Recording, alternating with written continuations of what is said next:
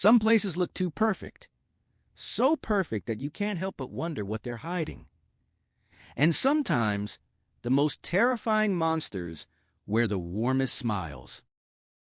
Published in 1972, The Stepford Wives by Ira Levin was born from growing conversations about gender roles, conformity, and the fear of losing one's identity.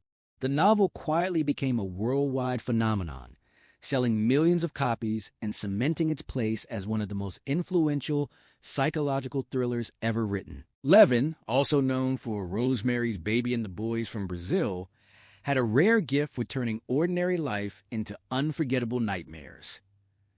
The story has inspired multiple screen adaptations, including the acclaimed 1975 film and a 2004 reimagining. This is a third-person retelling of the story, not a word-for-word reading of the original novel. The visuals in this video are created using today's technology.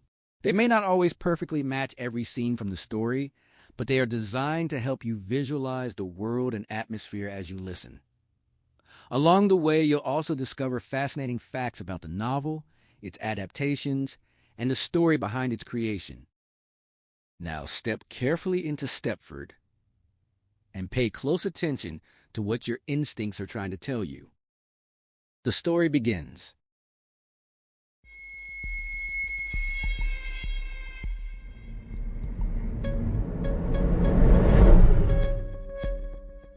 The epigraph frames the struggle as one of emergence, woman no longer seeking to imprison man, but to free herself into a new kind of existence, only to find that men resist her departure with grudging reluctance.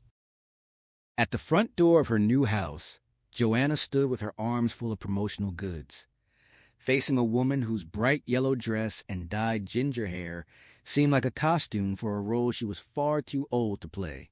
The visitor smiled with theatrical warmth, assuring Joanna that Stepford was a splendid choice, a town of fine people. From a battered leather bag that had seen better decades, she produced an endless stream of samples and coupons, pressing them into Joanna's hands until Joanna had to call a halt with a laugh, thanking her but insisting she couldn't carry another thing. The welcome wagon lady persisted, adding a small bottle of cologne to the pile, then rummaging deeper for her reading glasses and a notebook. She explained, with a practiced smile, that she compiled notes on new residents for the local paper. Joanna shifted her weight from foot to foot, the collected items growing heavy and awkward in her grasp as she recited the facts of her family's arrival. Where they'd come from, her husband's profession, the children's names and ages, her own pre-motherhood career, their educational backgrounds. All the while she listened for sounds from inside. The television laughter, the children's bickering kept at a manageable volume.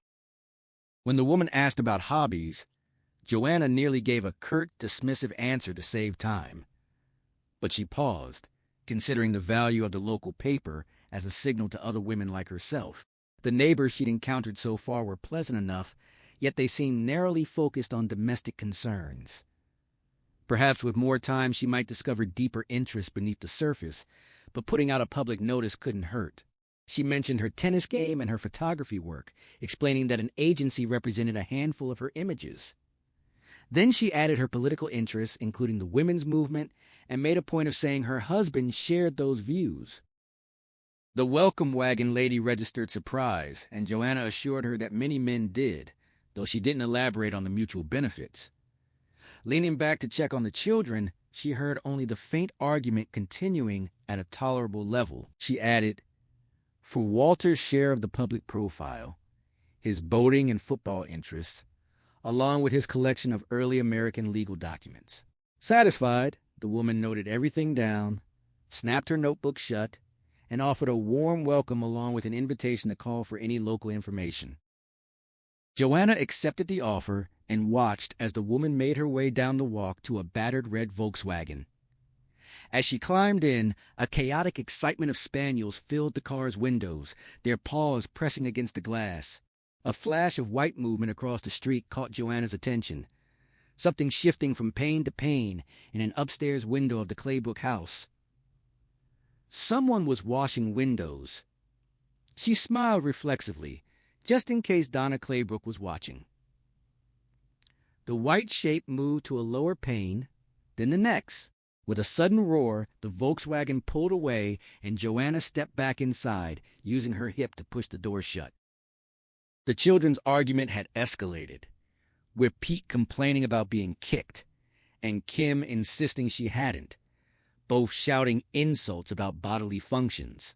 Joanna dumped the armload of samples on the kitchen table and went to the door that connected to the family room, where she found Pete too close to the television and Kim standing over him, red-faced and indignant, both still in their pajamas.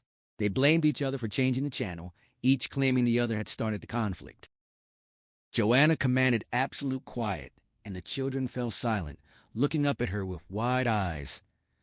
Kim's blue like Walter's, Pete's dark like her own. She gave them instructions. Move away from the set, turn it off, get dressed.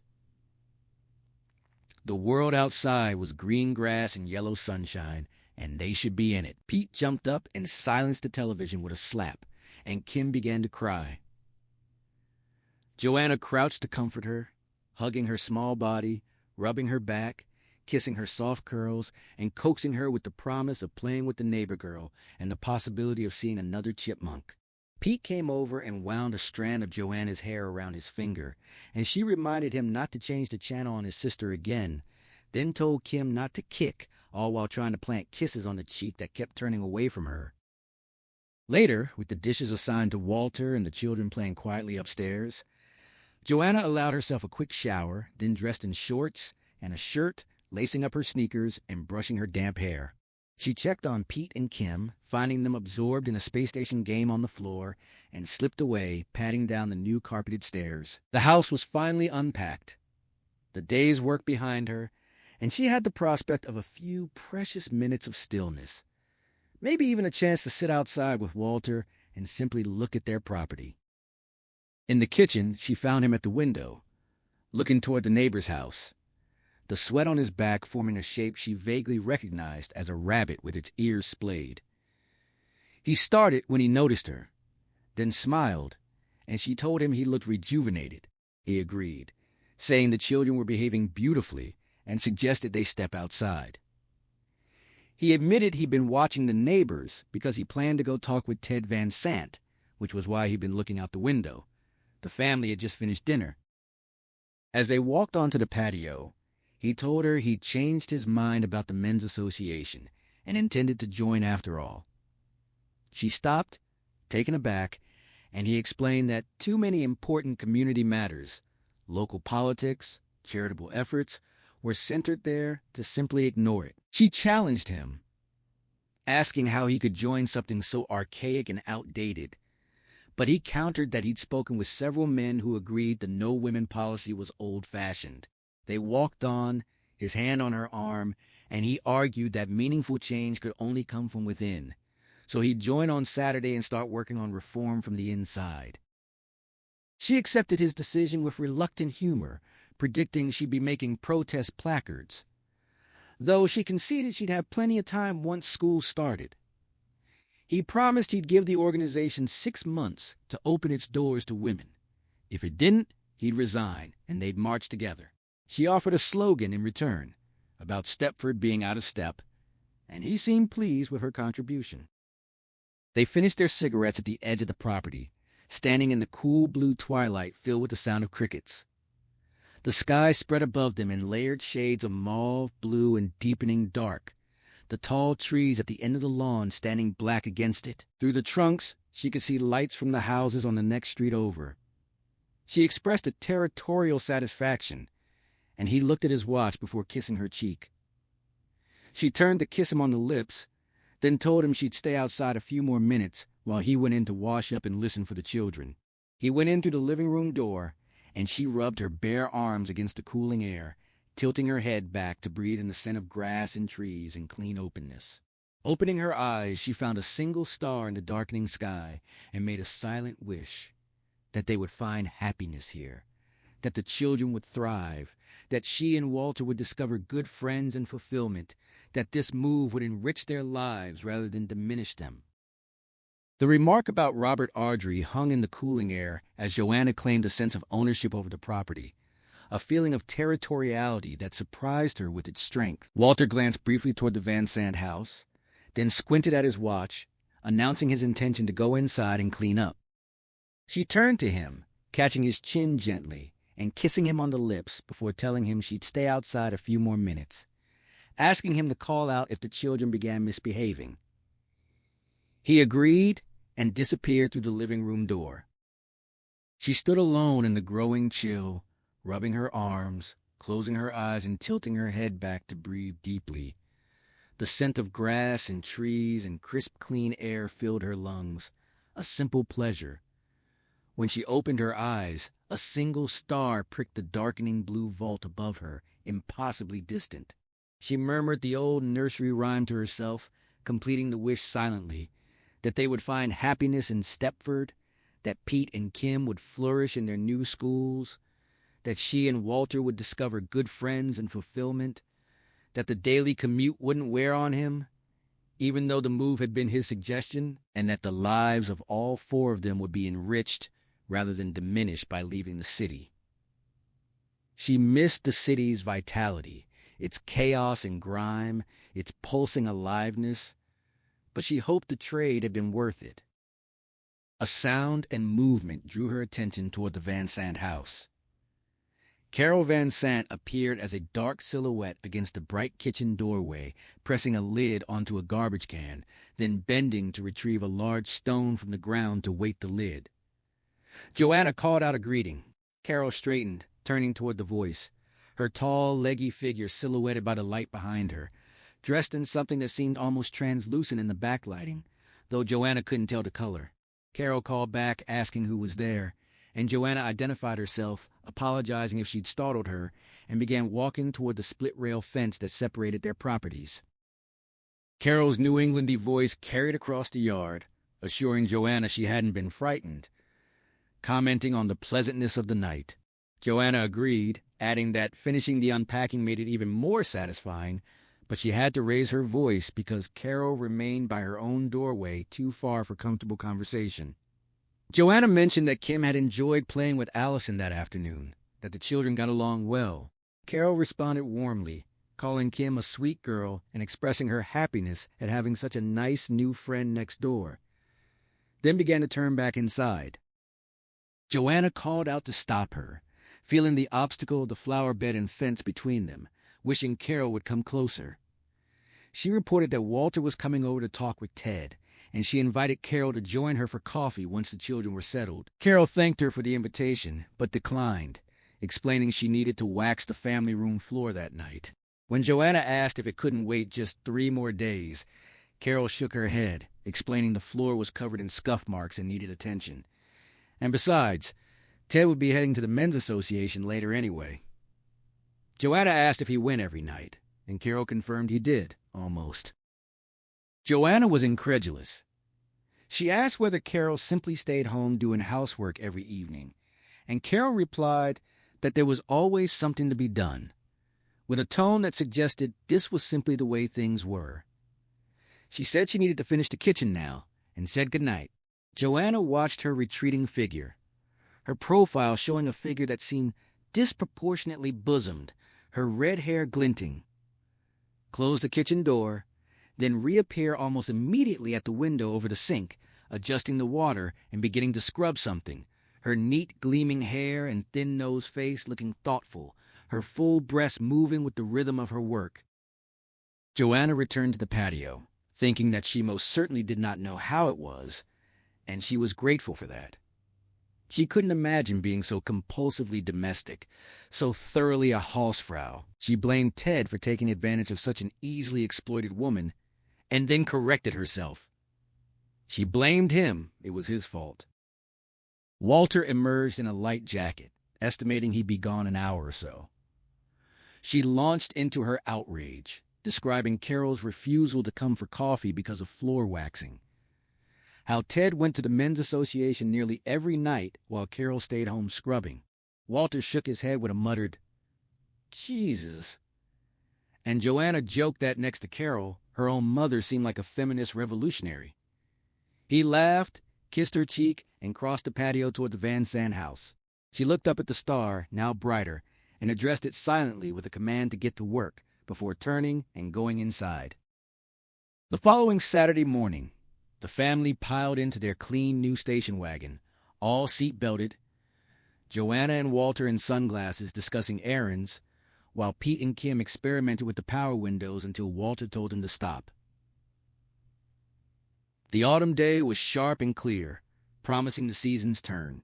They drove first to Stepford Center, with its postcard-perfect white colonial storefronts, picking up hardware and pharmaceuticals with discount coupons. Then they headed south on Route 9 to a large shopping mall for the children's shoes and a jungle gym. East on Eastbridge Road brought them to McDonald's for lunch, and further east to an antique shop where they found an octagonal end table but no legal documents. They wound through the back roads, Stepford Anvil, Cold Creek, Honeycutt, Beavertail, Burgess Ridge, showing the children their current and future schools, the surprising incinerator plant, and the picnic grounds where a community pool was under construction. Joanna sang at Pete's request, and they all participated in an impromptu family performance, each imitating a different instrument for the finale, until Kim threw up with just enough warning for Walter to pull over and get her out of the car in time. The incident subdued the children. Driving slowly back through the center, Walter pointed out the library and the Historical Society's historic cottage. Kim, looking up through her window, asked about a large building on the hill, and Walter explained it was the Men's Association house. Pete leaned forward as far as his seatbelt would allow, asking if that was where Walter was going that night, and Walter confirmed it. Pete wanted to know how to get there, and Walter pointed out the driveway further up the hill. They came up behind a truck with a man in khakis standing in the open back. Joanna recognized Gary Claybrook, their across-the-street neighbor, and Walter gave a quick honk and waved. Gary smiled and waved back. Pete and Kim shouted greetings, but Joanna told him he couldn't hear. The truck crawled up the steep left curve, its bed half filled with small cartons, and Joanna wondered if Gary was moonlighting. Walter doubted it, given what Ted had said about his salary. Pete asked what moonlighting meant, and Joanna explained. The truck signaled a left turn, waited for a car to pass, then began crossing the lane. Pete asked if that was the driveway, and Walter confirmed it was. Kim leaned out to shout another hello as they passed. Pete unbuckled and turned around on his knees, asking if he could visit sometime. Walter said no, children weren't allowed. Pete noticed the high fence around the property, comparing it to the one on a television show.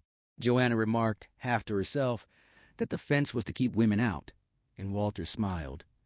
Pete asked if that was really its purpose, and Kim immediately tattled that Pete had taken off his seatbelt.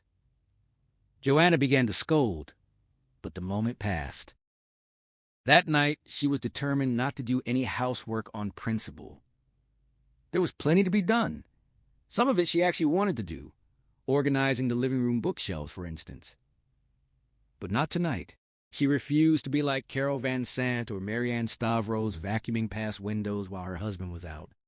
Walter had gone to the Men's Association to join, and she knew he'd need to go once or twice a week to work for change from within. But she wasn't going to spend the time he was gone doing housework any more than she expected him to do it while she was out somewhere. And she planned to be out soon, on a clear, moonlit night, taking time exposures of the colonial shopfronts downtown town.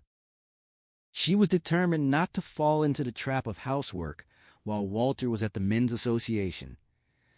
She acknowledged he needed to attend, at least for now, to work on changing the organization from within. But she refused to spend that time scrubbing and polishing, just as she wouldn't expect him to do so while she was out on her own pursuits. And she already had plans for the next clear moonlit night, heading downtown to photograph the colonial shopfronts, imagining how the hardware store's uneven glass might distort the moon's reflection in an interesting way. Once the children were deeply asleep, she descended to the cellar, the storage room destined to become her darkroom-awaited measurement and planning, and she spent some time there, taking notes and envisioning the space. Then she climbed back up, checked on Pete and Kim, mixed herself a vodka and tonic, and carried it into the den. She turned on the radio, letting some sentimental but pleasant Rogers-style music fill the room, and carefully moved Walter's contracts and papers from the center of the desk to the side. She retrieved her magnifier and red pencil, along with the contact sheets from the hurried pictures she'd taken just before leaving the city. Most of the images were disappointing, exactly as she'd suspected when shooting them. She never performed well when rushed. But one frame caught her attention and excited her. A well-dressed young black man with an attaché case, his face twisted in venomous fury at an empty cab that had just passed him by. If the expression held up under enlargement, and if she darkened the background to bring out the blurred taxi, the image could be powerful, the kind of photograph her agency would likely handle. There was a ready market for work that dramatized racial tensions. She marked the print with a red penciled asterisk and continued scanning for other salvageable images, occasionally pausing to sip her drink. At 11:15, fatigue set in. She put her materials back in her side of the desk, restored Walter's papers to their original positions, and turned off the radio. She carried her glass to the kitchen, rinsed it, checked the doors, and turned off all the lights except the one in the entrance hall before climbing the stairs. In Kim's room, she spotted the stuffed elephant on the floor, picked it up, and tucked it under the blanket beside the pillow. Then pulled the covers up to Kim's shoulders, lightly stroking her soft ringlets. Pete lay on his back with his mouth open, just as he'd been earlier, and she waited until she saw his chest rise before opening his door wider, switching off the hall light and entering her own bedroom. She undressed, braided her hair, showered, applied face cream, brushed her teeth, and slipped into bed. It was 20 minutes to midnight. She turned out the lamp and lay on her back, stretching out her right leg and arm. She missed Walter beside her, but the cool smoothness of the empty sheets had its own pleasant quality. She found herself counting the nights she'd slept alone since their marriage. Business trips, hospital stays with the children, the power failure, her uncle's funeral, perhaps 20 or 25 times over 10 years. The solitude wasn't unpleasant. If anything, it made her feel like Joanna Ingalls again, the woman she'd been before marriage. She wondered if Walter was drinking heavily at the association, then remembered the cartons on Gary Claybrook's truck, though they'd seemed too small for liquor. But Walter had gone with Vic Stavros, and he rarely overindulged anyway. She dismissed the worry about the sharp curves on Norwood Road. There was no point. The bed began to shake, jolting her awake. In the darkness, she could make out the open bathroom door, the gleam of dresser handles, and the bed continued its slow, rhythmic motion, each tremor accompanied by a faint spring squeak. She realized Walter was the source. He must have a fever, or the tremors. She spun toward him, propping herself on one arm and reaching for his forehead. His eye whites met hers for an instant, then turned away, and he rolled from her, the tenting of the blanket at his groin flattening as she saw it, replaced by the contour of his hip. The bed went still. She sat up, blurting out her thought that he might be ill or suffering from delirium tremens. He lay motionless, explaining that he hadn't wanted to wake her, noting the lateness of the hour. She caught her breath in the silence. He remained on his side, offering nothing more. She looked around the room, its shapes dimly lit by the nightlight from the children's bathroom, and fixed her braid, rubbing her stomach absently. She told him he could have woken her, that she wouldn't have minded. He didn't respond, and she pressed the point, saying he didn't have to resort to that. He repeated that he'd only been trying to let her sleep, and she told him to wake her next time. He rolled onto his back, and she asked if he'd finished. He said no. She smiled, saying she was awake now, and lay down beside him, turning toward him, and they embraced and kissed. She tasted scotch on his lips and murmured in his ear that consideration was one thing, but this was something else entirely. What followed surprised her. It became one of their most satisfying encounters, at least from her perspective. Returning from the bathroom, she admitted she was still weak from it. He smiled at her from the bed, smoking a cigarette, and she settled beside him, drawing his hand to her breast. She asked what they'd done at the association, joking about dirty movies. He smiled but said no such luck, reporting that he'd lost $850 at poker and endured complaints about the zoning board's plans for Eastbridge Road. She confessed she'd worried he might be getting drunk, but he assured her he'd only had 2 scotches, noting the men weren't heavy drinkers. She told him about her evening and her hopes for the photograph, and he shared introductions to the men he'd met: the recommended pediatrician, the magazine illustrator who was Stepford's main celebrity, 2 other lawyers, a psychiatrist, the police chief, and the manager of the center market. She observed that the psychiatrist ought to support women's membership, and he confirmed that both he and Dr. Very did, though he hadn't pressed the others, not wanting to seem overly activist his first time. She asked when he'd go again, and a sudden, inexplicable fear seized her that he would say tomorrow. But he didn't know, he said, and he had no intention of making it a nightly habit like Ted and Vic. He'd go again in a week or so, perhaps. The place struck him as somewhat provincial. She smiled and nestled closer. A few days later, she was making her way down the stairs, the laundry basket pressed against her face to avoid the banister, when the phone rang at the worst possible moment. She couldn't set the basket down without it falling, and there wasn't room to turn around, so she continued her careful descent, mentally urging the caller to wait. At the bottom, she deposited the basket and strode to the den desk, answering with less than gracious warmth. A loud, raspy, cheerful voice, familiar in its Peggy Clavenger-like quality, though impossible, asked if this was Joanna Eberhardt. She confirmed, asking who was calling. The voice introduced itself with theatrical formality, presenting Bobby Marco, who'd been living in Stepford for 5 weeks and was eager to meet the avid shutterbug with political interest described in the local paper. The caller asked if the description was accurate. Was she truly unconcerned about soap pads and toilet paper? Joanna laughed and confirmed her existence, delighted that the public notice had actually worked. Bobby's first comment upon seeing the kitchen was a raucous approval of its messiness, though she conceded Joanna's didn't quite match her own with its peanut butter handprints. Joanna offered to show her bathrooms as well, and Bobby accepted coffee, joking about the quality of instant. Bobby was short and solid, with a big mouth and unusually white teeth, bright blue eyes that missed nothing, and short, tufty dark hair. Her small hands and dirty toes spoke of a casual relationship with domestic perfection. She introduced herself as the wife of Dave, a stock analyst and mother of 3 boys, with 2 dogs. She looked younger than Joanna, perhaps early 30s.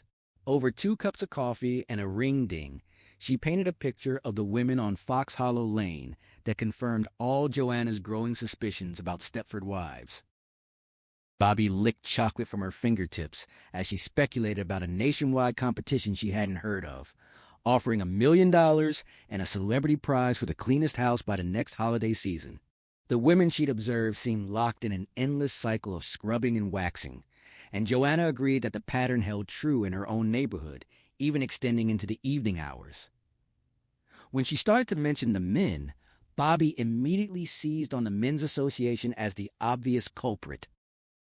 They commiserated over the sexist absurdity of an organization that excluded women entirely, especially in a town that offered no alternative women's groups, no legal women voters, nothing substantial.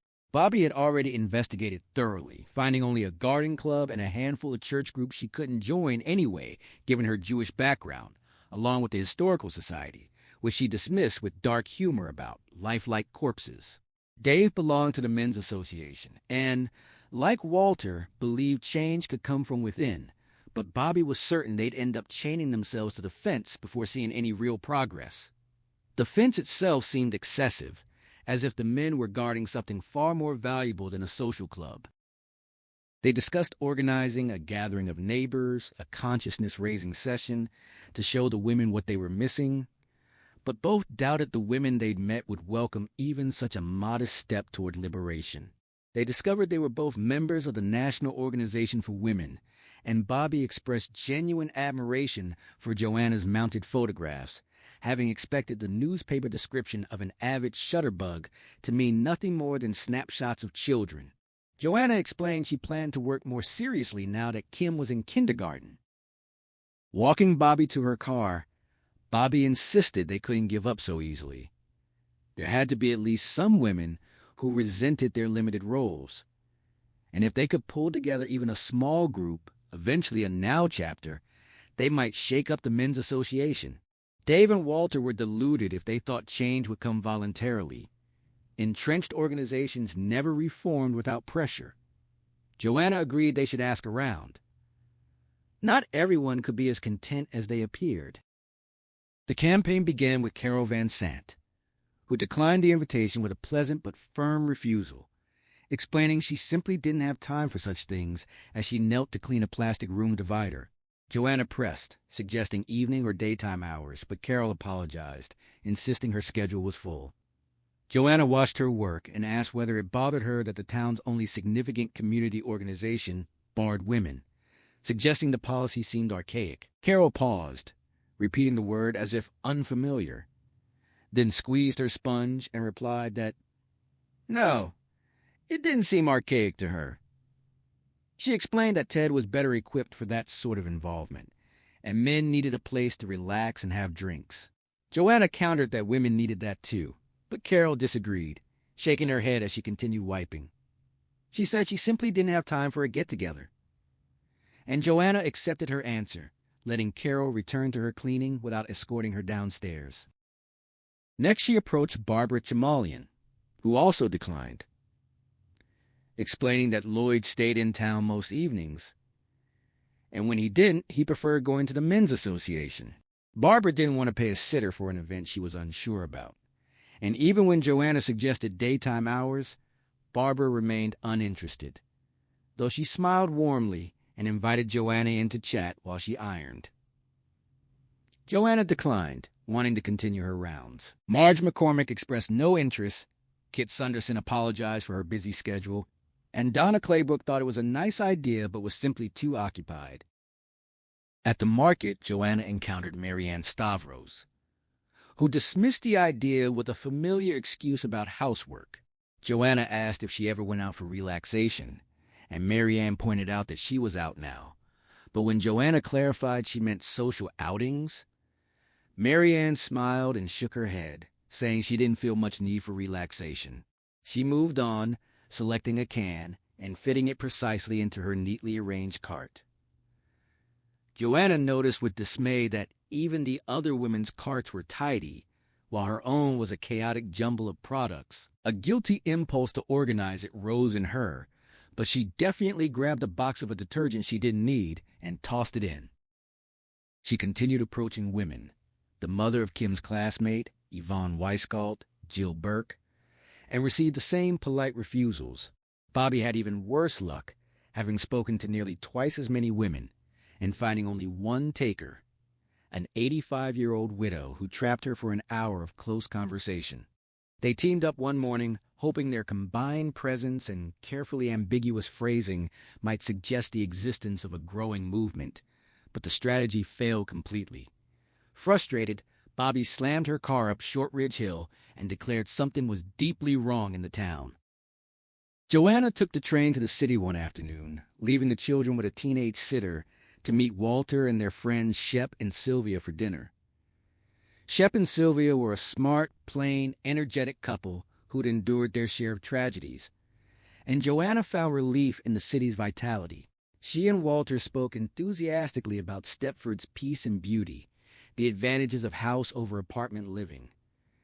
But she said nothing about the Stepford women's domestic absorption or the lack of outside activities. Pride kept her silent, she realized, unwilling to be an object of pity even among close friends. She described Bobby's wit and the local schools instead, and Walter didn't mention the men's association either. Sylvia, who worked in housing development, would have been horrified. On the way to the theater, Sylvia asked shrewdly if the adjustment was difficult. Joanna admitted it was in some ways, and Sylvia offered encouragement, asking how her photography was progressing, suggesting the fresh surroundings must be invigorating. Sylvia had suggested that the fresh perspective of a new environment must be inspiring for Joanna's photography.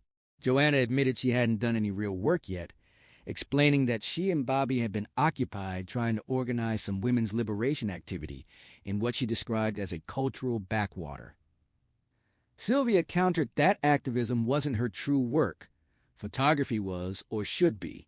Joanna acknowledged this, mentioning she had a plumber coming to install a darkroom sink.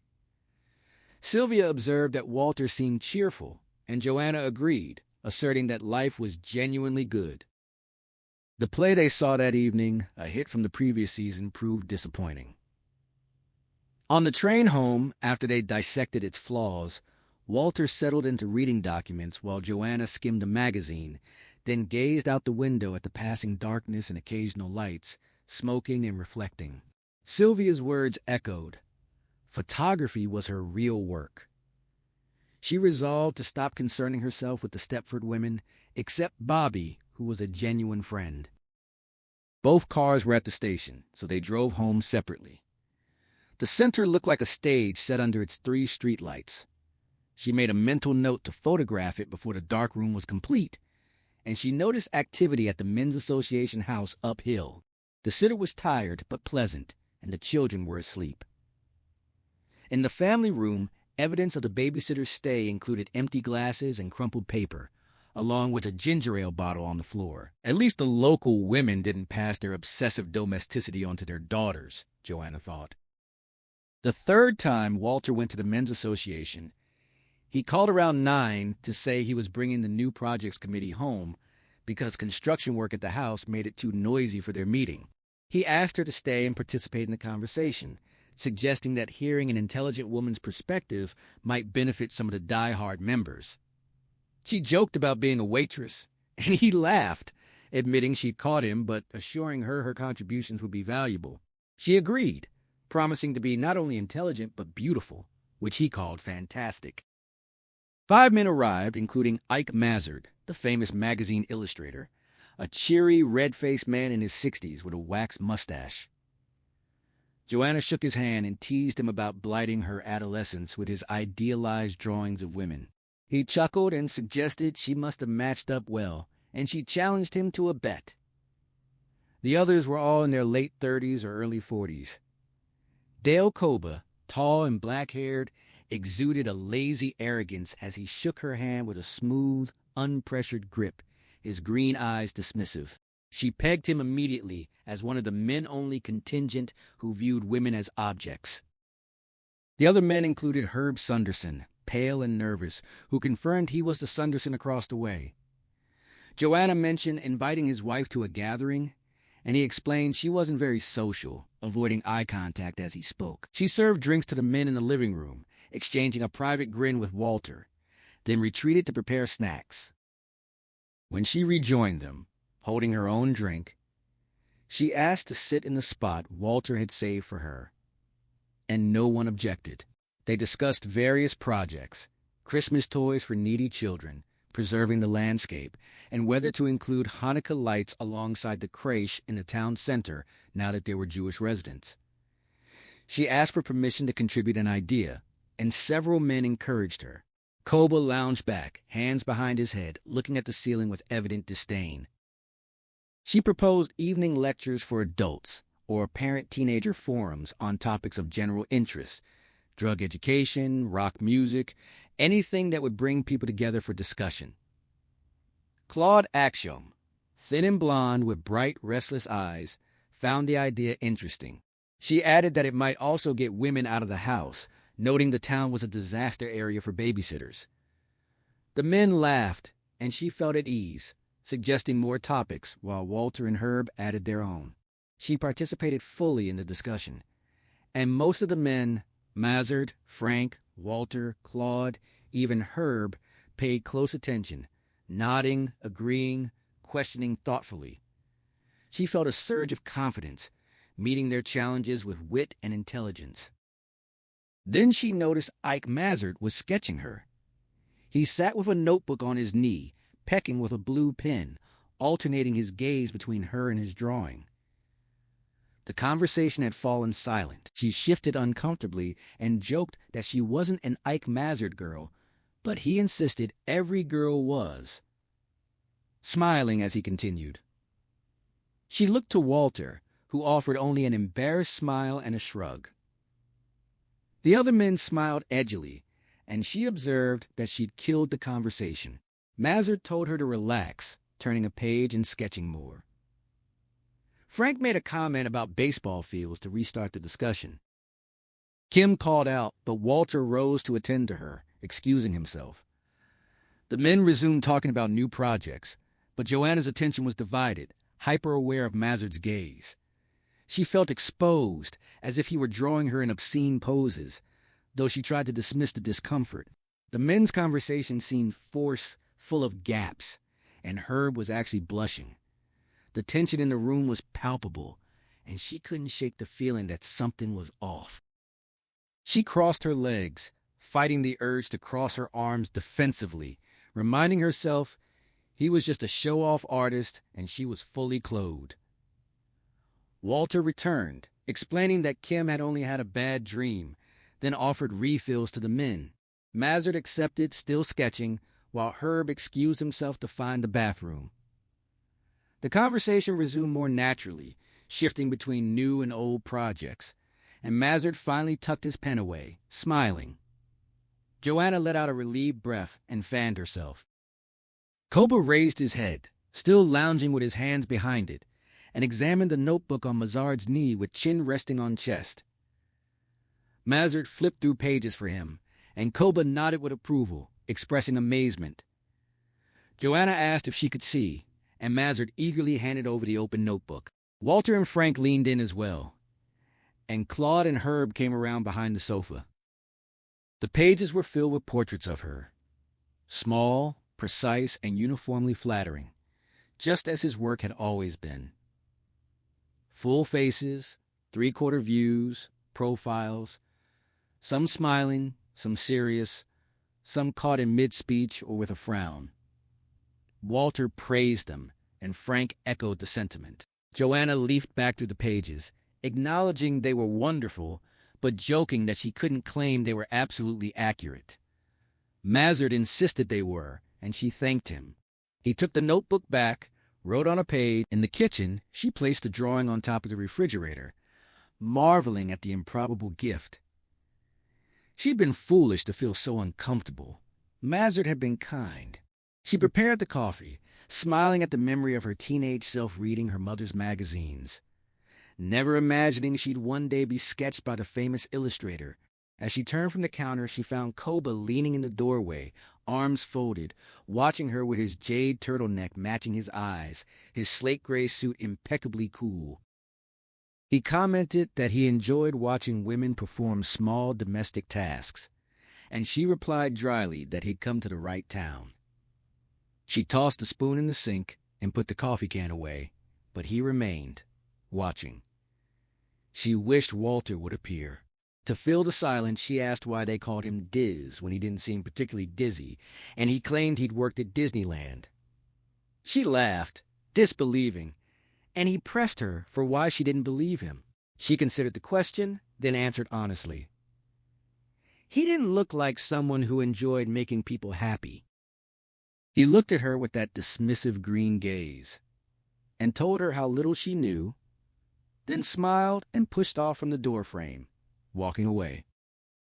Later, undressing, she voiced her distaste for their president, and Walter agreed, describing him as cold. They discussed his term limits, elections were right after the new year, and his position at Burnham Massey, where Claude also worked. She confirmed Claude's last name was Axhelm, just as Kim began crying with a burning fever. They spent the night taking temperatures, consulting Dr. Spock, calling their pediatrician and giving cool baths and alcohol rubs. A few days later, Bobby called with exciting news. She'd found a potential recruit, a woman named Charmaine Wimparis, who lived in a $200,000 contemporary home on Burgess Ridge with a maid, a gardener, and a tennis court. Bobby had arranged for Joanna to play and have lunch. Joanna couldn't make it that day with Kim still recovering, so they settled on Wednesday. The tennis match was a rout. Charmaine was excellent, driving the ball hard and placing it precisely, keeping Joanna racing from side to side before finishing points with devastating smashes. Charmaine took the first set, 6-2, and the second 6-3. Joanna admitted defeat, exhausted, and tried to get Bobby to play, but Bobby declined, claiming she hadn't played since camp. Charmaine insisted on one more game, which she won easily. Joanna thanked her, despite the beating, and Charmaine complimented her serve, encouraging her to play often. She'd lost her previous partner and was tired of playing teenage boys with inappropriate distractions. Bobby made a joke about sending them her way. On the terrace, with Bloody Marys and snacks brought by the German maid, Charmaine asked about their astrological signs. She declared herself a believer, citing her maid's Virgo nature and explaining that her former tennis partner was a flighty Gemini. Joanna noted she was a Taurus with a house and kids and no maid. Charmaine revealed her husband Ed was a television producer. They moved in July, and she had no issue with the men's association. Anything that got him out of the house was fine with her, given their incompatible Aries-Scorpio combination. When Joanna asked what made them incompatible, Charmaine launched into a detailed account of their social, emotional, and especially sexual difficulties, describing Ed as a sex fiend with bizarre tastes, including a rubber suit from England with zippers and padlocks. She insisted Scorpios couldn't be confined. Joanna suggested that if Ed understood the situation as well as she did, things might be different. Charmaine dismissed the suggestion that understanding would change anything, insisting Ed was crazy about her, a typical Aries trait. The maid brought raspberry tarts and coffee, and Bobby groaned at the indulgence. Charmaine continued recounting stories of odd men she'd known during her modeling days, clearly having encountered many. Walking into Bobby's car, Charmaine invited Joanna to come over any time without calling, and Joanna thanked her for the wonderful day. Charmaine leaned to the window and urged them both to read Linda Goodman's astrology book, available at the Center Pharmacy, promising they'd see how accurate it was. They agreed to read it, and she waved goodbye as they drove off.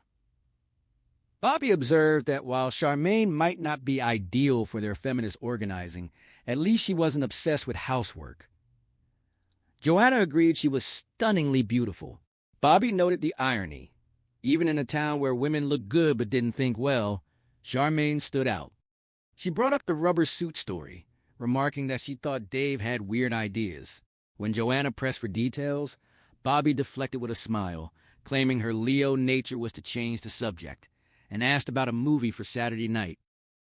A few days later, while clearing out the cellar storage room, Joanna found a paintbrush wrapped in an old newspaper. As she rolled it back up, her eye caught a headline about a women's club. She exclaimed in surprise, and Walter stopped hammering to ask what was wrong. She held up the half-page article, reading that Betty Friedan had spoken to the Stepford Women's Club, with Kit Sunderson as president and the wives of Dale Koba and Frank Roddenberry as officers. Walter was incredulous. She read aloud. Over 50 women had applauded Friedan as she spoke about the inequities facing modern housewives. Walter asked when it had happened, but the bottom half of the page was missing. A photo showed the officers with the author. Joanna noted that Kit Sunderson had never mentioned it when they'd spoken. Walter speculated it must have been 6 or 7 years ago or more, since the book had come out while Joanna was still working. He suggested the club must have simply petered out. But Joanna was astonished that over 50 active members could disappear without a trace. Walter reminded her she hadn't spoken to every woman in town, but she countered that Bobby had come close. She folded the paper and set it aside, still wondering aloud how Kit, as president, could have failed to mention it. That evening, in the car on the way to see a movie in Eastbridge, Joanna showed the clipping to Bobby and Dave. Bobby joked about it being a fake, but Joanna confirmed it was genuine. They examined it in the car's light, and Dave admitted he would have lost a bet on it. Bobby wanted to know who those women were and what had happened to the club. Joanna resolved to confront Kit Sunderson the next day. The movie was good, and afterward they returned to the chaotic Markow house, where the boys were still awake and the dogs were in a frenzy. Once the sitter and children were settled, they had coffee and cheesecake in the messy living room. Joanna spotted an Ike Mazard drawing of Bobby tucked into a picture frame and remarked that she wasn't uniquely irresistible. Bobby joked that every girl was an Ike Mazard girl, adjusting the drawing and wishing she looked as good as the sketch made her appear. The evening had wound down at Bobby and Dave's place, the chaos of the boys and the sheepdog finally settling. Dave had offered a quiet reassurance, and Bobby had turned to him with an affectionate gesture, reminding him of his early morning duty with a playful nudge. It was a small, domestic moment, one that made Joanna smile at their easy rapport.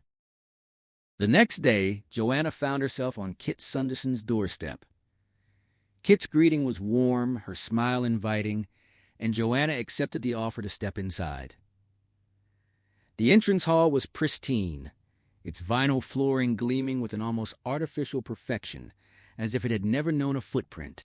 From the living room came the muffled sounds of a baseball broadcast, and through the archway, Joanna spotted Herb and Gary Claybrook settled on the sofa, absorbed in the game.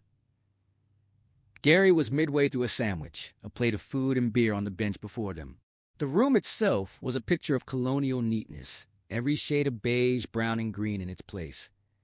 She offered a brief greeting, and they responded with polite smiles, returning their attention to the television as Kit guided her away. Following Kit through the house, Joanna caught a faint scent of perfume, the same kind Walter's mother wore, and they entered the kitchen. It, too, was immaculate, save for the open dryer humming and a basket of laundry waiting on the counter. The washer churned noisily. Kit offered coffee, and though Joanna initially declined, she relented, settling at a round green table while Kit moved with practiced efficiency around the pristine space. Kit mentioned that the children were next door and that she was helping a sick neighbor with her wash, her voice light and unburdened. Joanna declined milk and sugar, watching as Kit poured the steaming coffee. When Joanna explained her visit wasn't about a previous invitation, she asked about the women's club. Kit paused at the refrigerator, her back to Joanna, before answering that it had disbanded years ago. She turned, carrying a spoon, and explained that some members had moved away and the rest had simply lost interest. The meetings, she claimed, had become pointless and dull. Joanna pressed, asking why Kit hadn't mentioned it before, and Kit replied with a smile that Joanna had never asked. It was no secret. Joanna watched as Kit moved to fold laundry, shaking out a T-shirt with the practiced motion of a commercial actress. The thought struck Joanna with sudden clarity. That was exactly what these women were. Actresses in commercials, beautiful and pleasant, but somehow hollow, playing at domesticity with too much perfection. She asked Kit directly if she was truly happy, if her life felt full.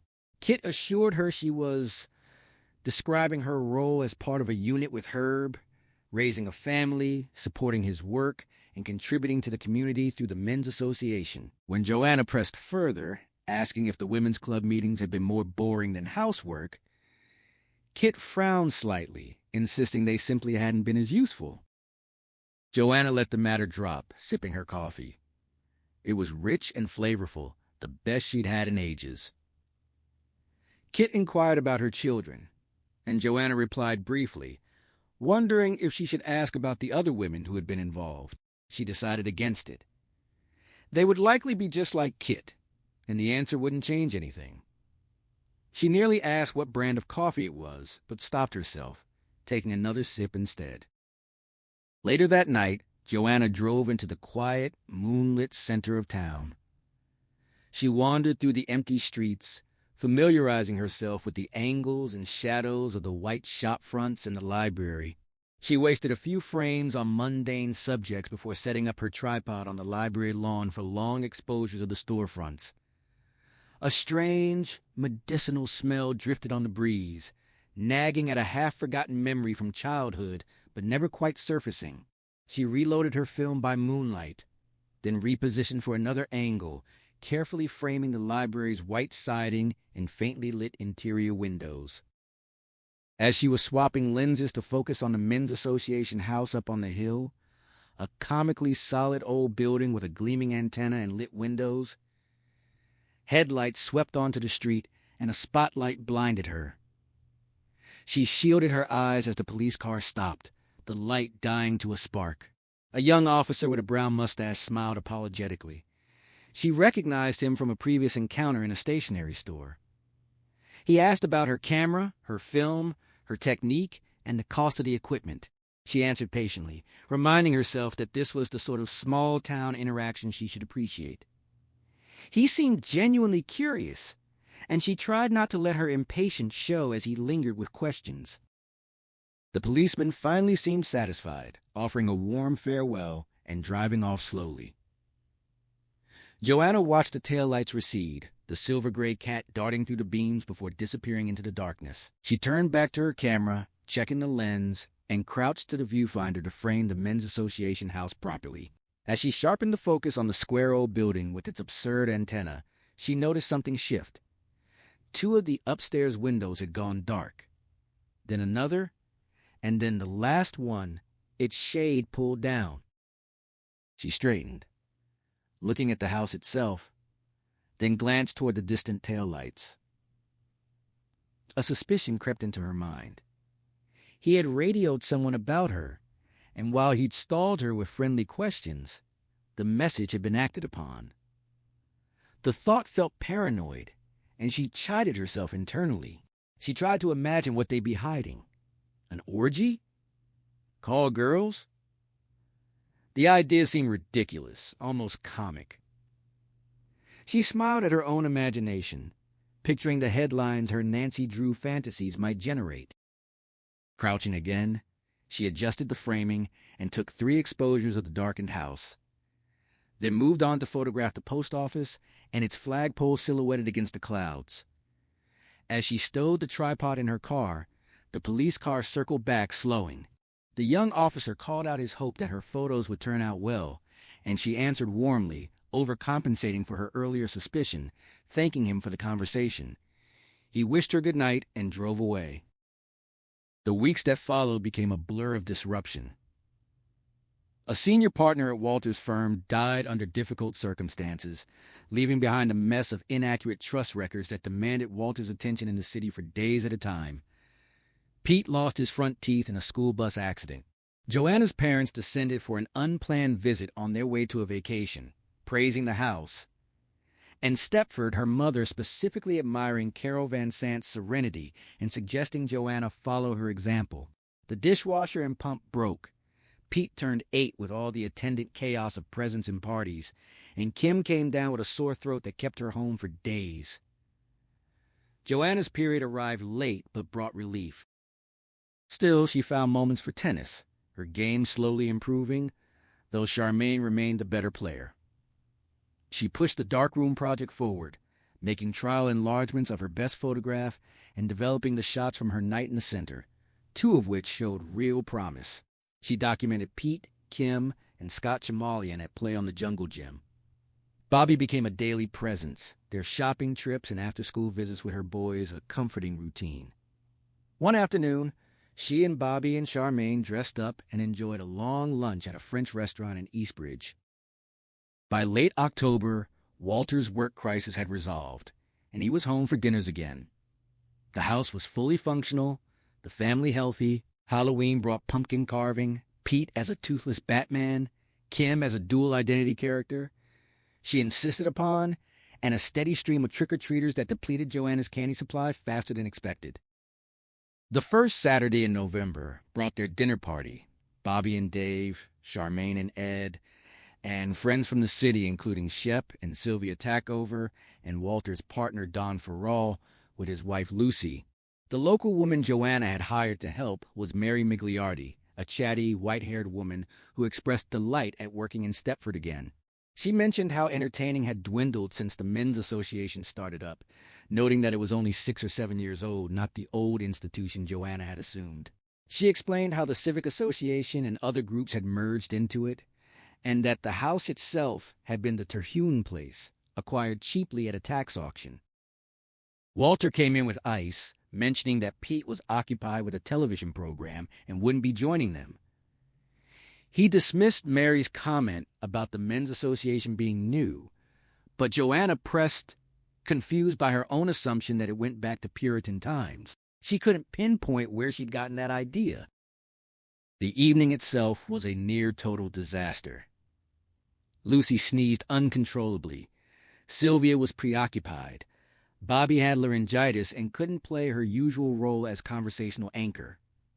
Charmaine arrived in a provocatively cut white dress that drew the attention of the men. Walter retreated to a corner with Don to discuss law.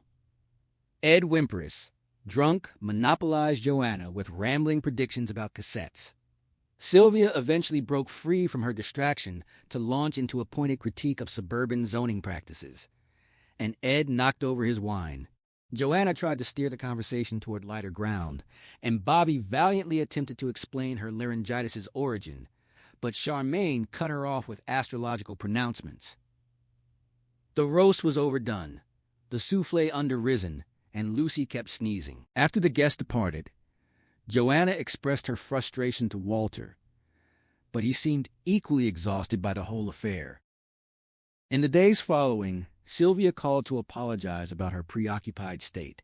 She'd been passed over for a deserved promotion, and Charmaine called to postpone a tennis date. Ed had decided they needed a private retreat to reconnect, which Charmaine described with resigned distaste. She bluntly admitted her lack of interest in sex, dismissing Joanna's assertion that she enjoyed it as perhaps just playing along with expectations. They rescheduled for Thursday. Joanna attended a poorly attended PTA meeting, found Pete and Kim's teachers responsive, and observed the president, Mrs. Hollingsworth, conducting business with a serene efficiency that struck her as practiced. She bought winter clothes for the children and wool slacks for herself, made enlargements of her best photographs, and took the children to the dentist. Then came Charmaine's strange transformation. When Joanna arrived for their rescheduled tennis date, Charmaine met her in an apron, apologizing for forgetting and explaining they couldn't play. She'd let the maid go, discovering how poorly the house had been kept, and was now devoting herself to cleaning every room. Ed was a wonderful man, she insisted, and she'd been lazy and selfish. Tennis was done, astrology books abandoned. She was determined to be a proper wife and mother. Joanna couldn't believe it, but Charmaine insisted she look for herself. Joanna walked through the living room to the terrace and looked down at the lawn. The tennis court was being dismantled, its fencing sections already removed, a pile of earth where the clay surface had been. Ed wanted a putting green instead. Charmaine followed, explaining it was the only level space they had, and that Ed played golf. Joanna was stunned, asking what he'd done to her, but Charmaine simply smiled and repeated that he was wonderful, that she was lucky. Joanna backed away, unable to process the change, and left quickly, clutching her racket. Joanna's gaze swept over the scene before her.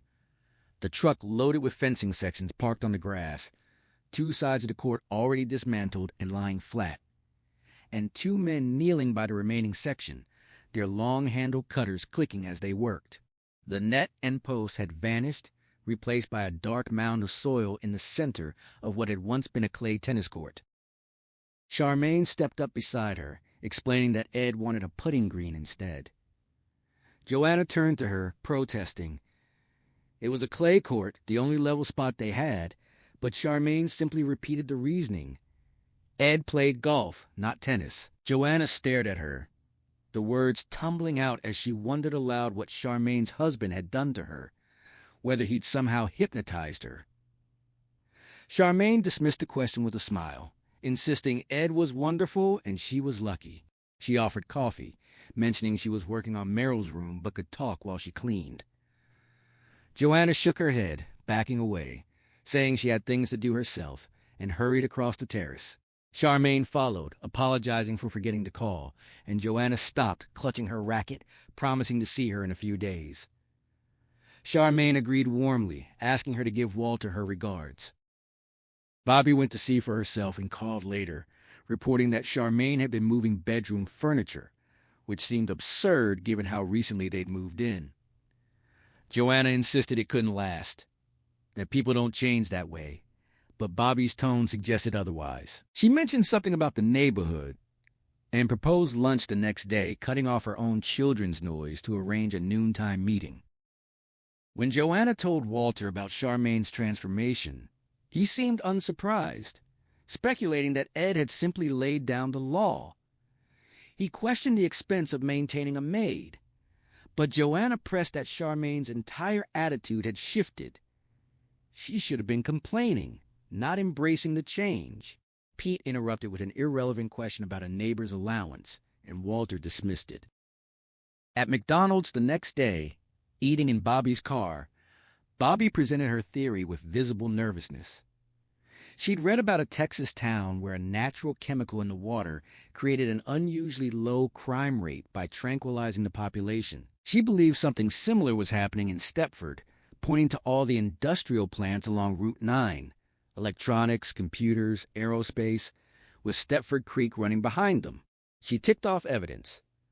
Charmaine's transformation, the former women's club president's change, the tennis partner Charmaine had mentioned who'd also changed.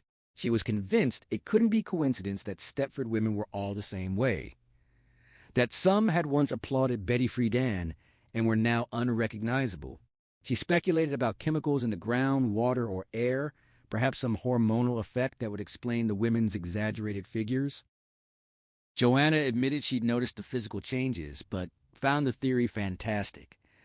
Bobby countered that it was no more fantastic than the Texas example, but Joanna argued it was harder to believe because it affected only women. Bobby hadn't mentioned it to Dave yet, wanting to test it on Joanna first. Joanna suggested writing to the state health or environmental agency, but Bobby dismissed government bureaucracy, insisting the real solution was to move out first and worry about letters later. She was serious, convinced that whatever had transformed Charmaine could do the same to her or Joanna. She pointed out the timeline. Charmaine in July, herself in August, Joanna in September, and pressed her point urgently.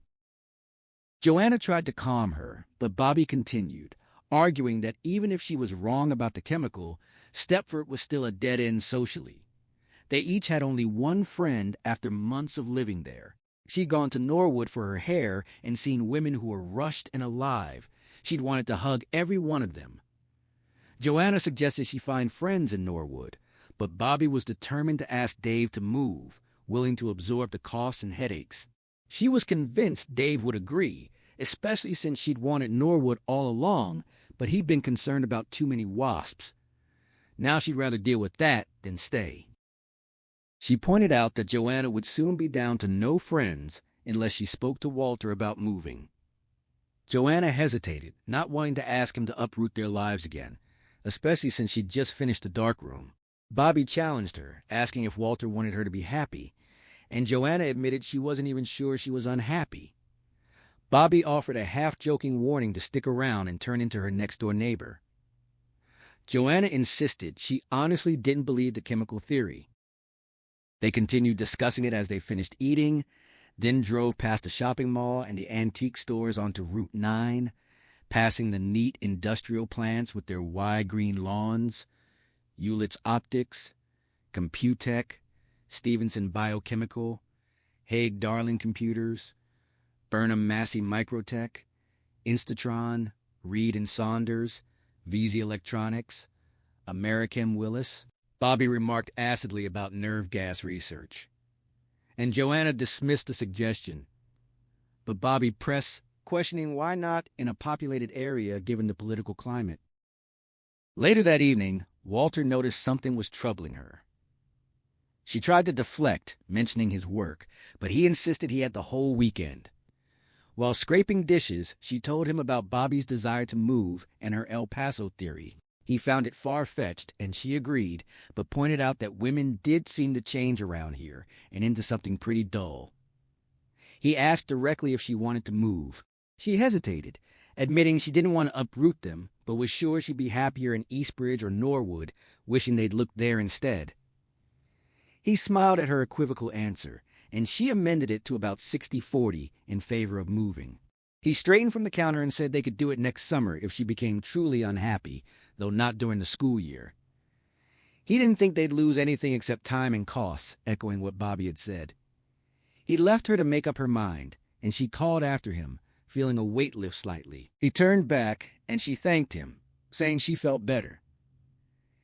He reminded her that she was the one stuck at home all day, not him, and smiled before walking away. She moved to where she could see him in the hallway, her smile genuine as she thanked him, saying she felt better. He reminded her that she was the one home all day, not him, then smiled and disappeared into the den. She watched him go, then glanced through the port into the family room, where Pete and Kim sat on the floor watching television, figures of presidents moving across the screen. She lingered a moment before returning to the sink to finish scraping the last dishes. The next morning, Bobby called with good news. Dave had agreed to move at the end of the school year, giving in so easily she was stunned.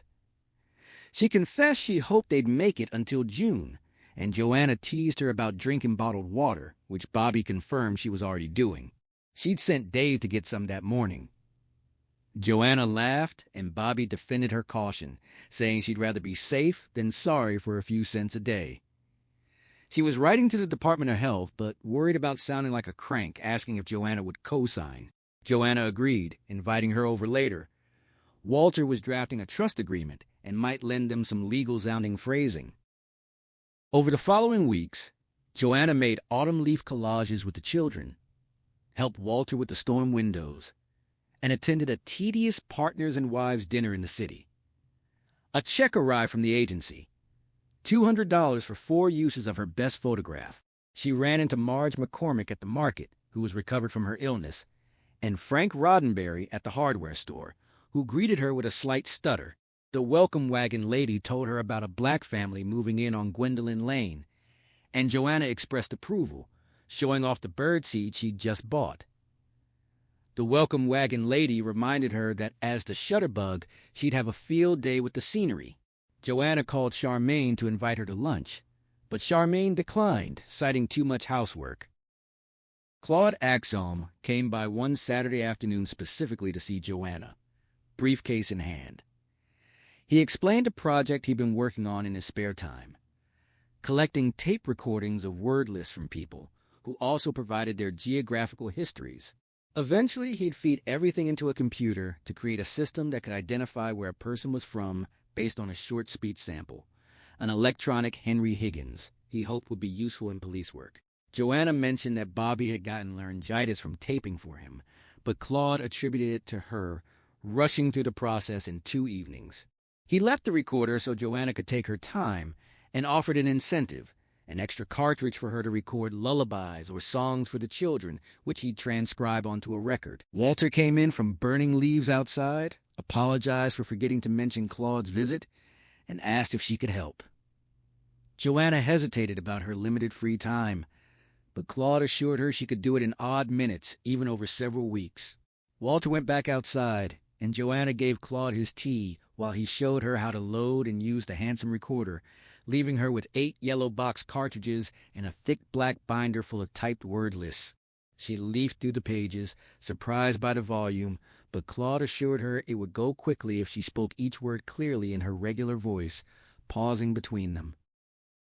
Thanksgiving dinner with Walter's brother Dan and his family was intended as a reconciliation, but turned into a shouting match over their father's estate, the dispute having grown more bitter as the property's value increased. Joanna ended up making difficult explanations to Pete and Kim in the car on the way home. She photographed Bobby's oldest son, Jonathan, at his microscope, and men trimming trees from a cherry picker, working toward a portfolio of a dozen first-rate photos to impress the agency into a contract. The first snow fell on a night when Walter was at the Men's Association.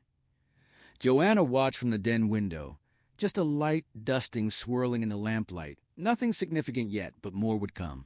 Across the street, Donna Claybrook sat polishing what looked like a trophy with mechanical, ceaseless movements. Joanna shook her head, thinking about how these Stepford Wives never seemed to stop, the thought forming into a half-rhyme about them working like robots all their lives. She smiled at the idea of sending it to the Chronicle. She sat at the desk, moved the pen that marked her place, listened to the silence from upstairs, and switched on the tape recorder. Leaning toward the microphone propped against a framed Ike Mazard drawing of her, she began reading from the list. She decided she would only consider moving if she found an absolutely perfect house, one with the right number of rooms, minimal redecoration needs, and an existing darkroom or something close to it, all for no more than the $52,500 they'd paid for the Stepford house. It was a tall order, and she didn't intend to waste too much time, but she went house hunting with Bobby one cold early December morning. Bobby was looking every morning in Norwood, Eastbridge, and New Sharon, far more flexible in her demands, and was prepared to push Dave for an immediate move to avoid the risk of becoming zombieized. She was drinking bottled water and avoiding locally grown produce, and Joanna teased her about bottled oxygen. Bobby shot back, picturing Joanna comparing cleansers. The house-hunting trips inclined Joanna to look more seriously. The women they encountered in Eastbridge, homeowners and a real estate broker named Miss Kergassa, were alert and lively, a stark contrast to Stepford women's blandness. Eastbridge offered a wide range of community activities and even a forming Now chapter. Miss Kergassa drove them at terrifying speed through the winding roads, praising Eastbridge as more with it than Stepford, while Joanna clutched the armrest and Bobby mentioned they needed to get back to pack. Miss Kergassa laughed and insisted on showing them 2 more places. On the way back, Bobby announced she'd decided to become a real estate broker herself, excited by the prospect of meeting people, looking in closets, and setting her own hours. They received a 2-page letter from the Department of Health, reassuring them about environmental protections, stringent regulations, and regular inspections of soil, water, and air in the Stepford area. There was no indication of harmful pollution or naturally occurring chemicals that could produce tranquilizing effects. Bobby dismissed it as bullshit and stuck with her bottled water, bringing a thermos of her own coffee whenever she visited. One night after Joanna came out of the bathroom, Walter lay on his side facing away from her. She turned off the lamp, got into bed, and lay on her back, watching the ceiling take shape in the darkness. She asked if the lovemaking had been any good for him. He said it had been fine, and when she asked if it had been good for her, she confirmed it had. He fell silent, offering no further response. She pressed further, admitting she'd sensed lately that he hadn't been enjoying himself, particularly the last few times. He denied it, insisting everything was fine, just as it had always been. She lay there staring at the ceiling, thoughts drifting to Charmaine and her resistance to her husband's advances, or had that changed too? And then to Bobby's comment about Dave having odd ideas. Walter said goodnight. She asked if there was anything she wasn't doing that he wished she would, or anything she did that he wanted her to stop. He was quiet for a moment, then told her whatever she wanted was fine, turning on his elbow to look at her with a reassuring smile. He suggested he might just be tired from the commuting, kissed her cheek, and told her to sleep. She asked if he was having an affair with Esther. He scoffed, explaining she was dating a Black Panther and that their interactions were purely professional. He only corrected her spelling. He kissed her again and turned away. She rolled onto her stomach, closing her eyes, shifting restlessly, trying to find comfort. They went to a movie in Norwood with Bobby and Dave, and another evening was spent by the fire playing Monopoly in a light-hearted way. A heavy snow fell on a Saturday night. Walter grudgingly gave up his Sunday football to take Pete and Kim sledding on Winter Hill, while Joanna drove to New Sharon to photograph a bird sanctuary. Pete landed the lead in his class Christmas play, and Walter lost his wallet, or had it taken, on the way home one night. She brought 16 photos to the agency. Bob Silverberg admired them, but explained they weren't signing contracts with anyone at the moment. He kept them, promising to let her know if any were marketable. She had a disappointing lunch with an old friend and did some Christmas shopping. 10 of the pictures came back, including her best one, which she decided to enter in an upcoming contest. The agency kept 6, including the shot of Johnny Markow at his microscope. She called Bobby to tell her, offering Johnny 10% of whatever it made. Bobby joked about stopping his allowance, and Joanna advised against it, noting that while her best photo had earned over 1,000, the others had only brought in about 200 each. Bobby thought that was still respectable and asked if Joanna could take Adam for the weekend. Dave had proposed a second honeymoon retreat. Joanna agreed, sensing a strange familiarity in the request but brushing it aside. Bobby had the other boys booked elsewhere and would bring Adam after school, picking him up late Sunday. She mentioned house hunting hadn't been going well. A Norwood property she'd liked wouldn't be available until April. Joanna suggested she stick around, but Bobby declined. When Joanna said she couldn't get together because she had cleaning to do, Bobby teased her about changing, claiming the Stepford magic was starting to work. At the library, Joanna encountered a striking black woman in an orange scarf and striped coat waiting at the desk. They exchanged nods, and Joanna, going about her business, noticed the woman's stack of books. She hesitated to speak, not wanting to seem patronizing, but decided she would have said something regardless of race. The woman made a playful comment about absconding with the library, and Joanna agreed. They talked about how empty the place was. The woman had only been in Stepford 3 days, while Joanna had been there 3 months. They introduced themselves Ruth Ann Hendry, and Joanna recognized the name. Ruth Ann explained she'd written and illustrated a children's book, Penny Has a Plan, which Kim had recently checked out and loved. Joanna praised the subtle propaganda of the story. Ruth Ann confirmed she was working on another book, laid out and ready to start once they were settled. Miss Austrian appeared from the back, apologizing for the quiet and greeting them. Joanna introduced Ruth Ann as one of her authors, and Miss Austrian confirmed the book was popular, with both copies replaced.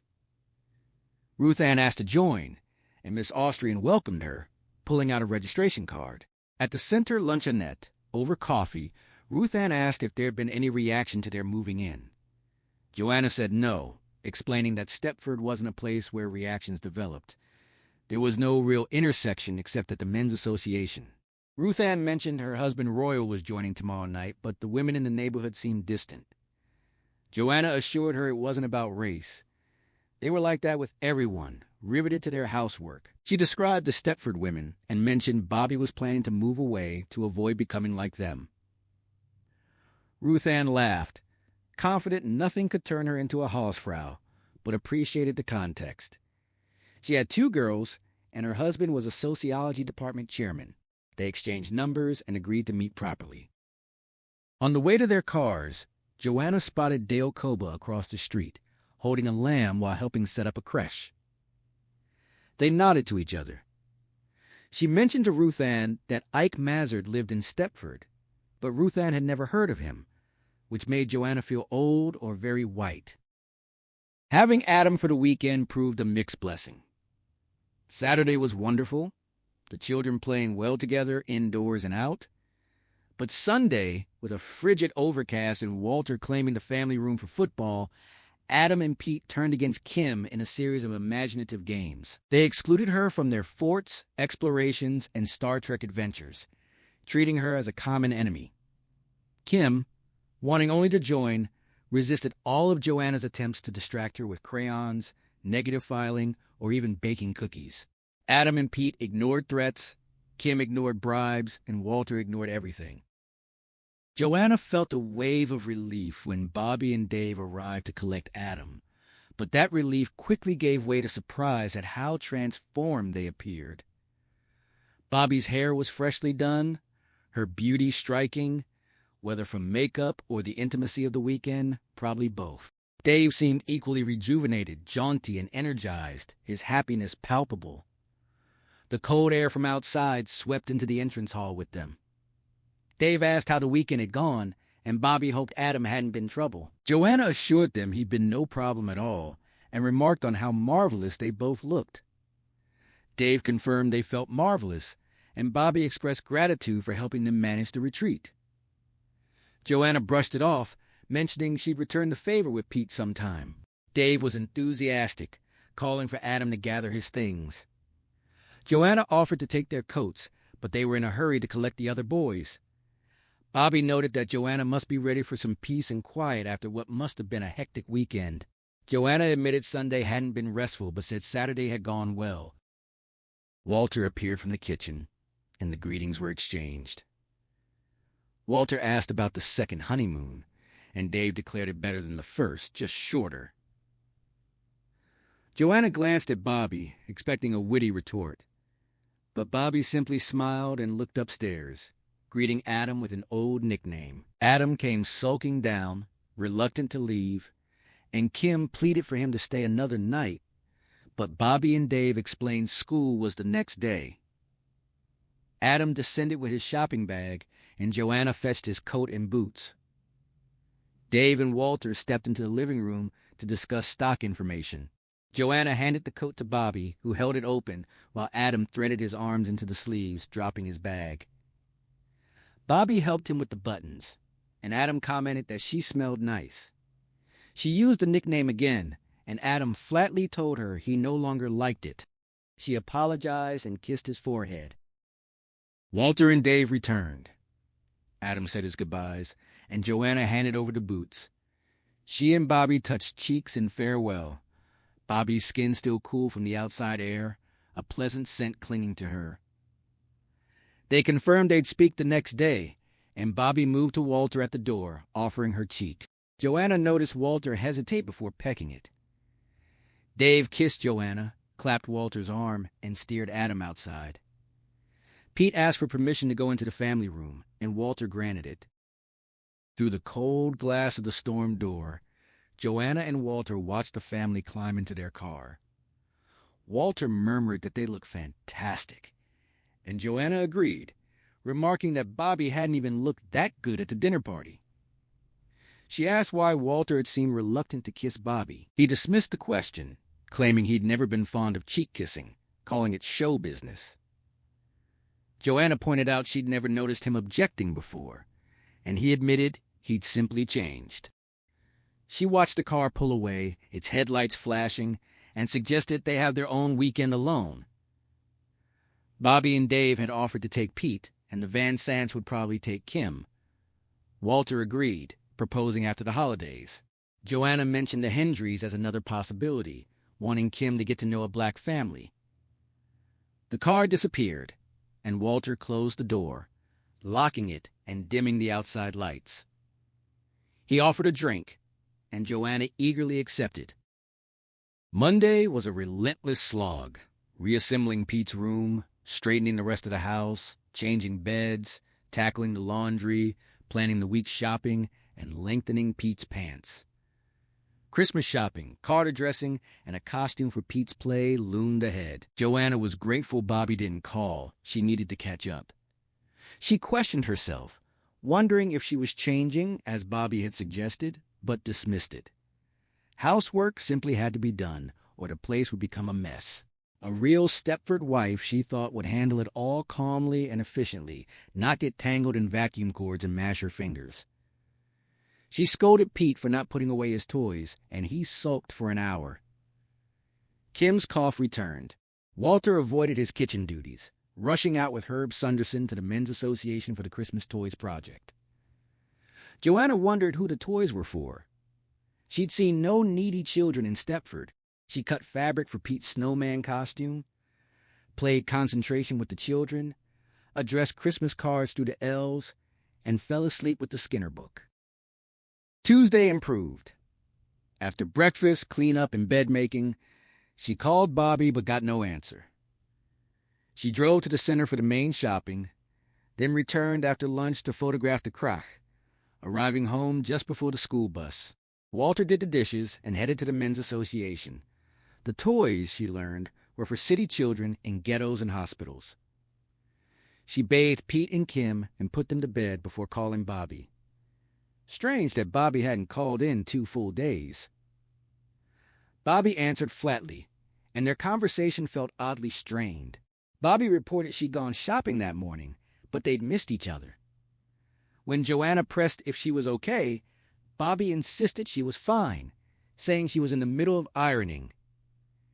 They agreed to talk the next day. Hanging up, Joanna sat staring at the phone, a ridiculous thought crossing her mind. Bobby had changed the way Charmaine had.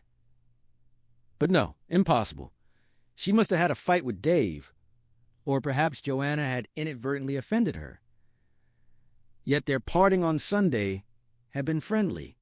Bobby had seemed different, though. Quieter, slower. Maybe she and Dave had tried marijuana again over the weekend. Bobby had mentioned previous attempts with little effect. Joanna addressed some Christmas cards, then called Ruth Ann Hendry, who was warm and receptive. They discussed a book they'd both enjoyed, and Ruth Ann mentioned her new project. They made plans to have lunch together the following week, including Bobby if she was available. Later, reading in bed, Joanna mentioned to Walter that Bobby had sounded washed out. He suggested she was tired from all the house hunting. Joanna pressed, noting Bobby had seemed different even on Sunday, but Walter dismissed it as just makeup, warning her not to start on the chemical theory again. She frowned, asked if Dave had mentioned them trying pot. And Walter said no, though he allowed that might explain it. Their lovemaking that night was strained. She remained tense, unable to surrender to the moment, and the encounter left both of them unsatisfied. Bobby didn't call the next day. Around 1 in the afternoon, Joanna drove over, the dogs announcing her arrival with frantic barking from their chains behind the house. Bobby's blue Chevy sat in the driveway. Inside, the living room was immaculate. Cushions fluffed, woodwork gleaming, magazines fanned perfectly on the polished table.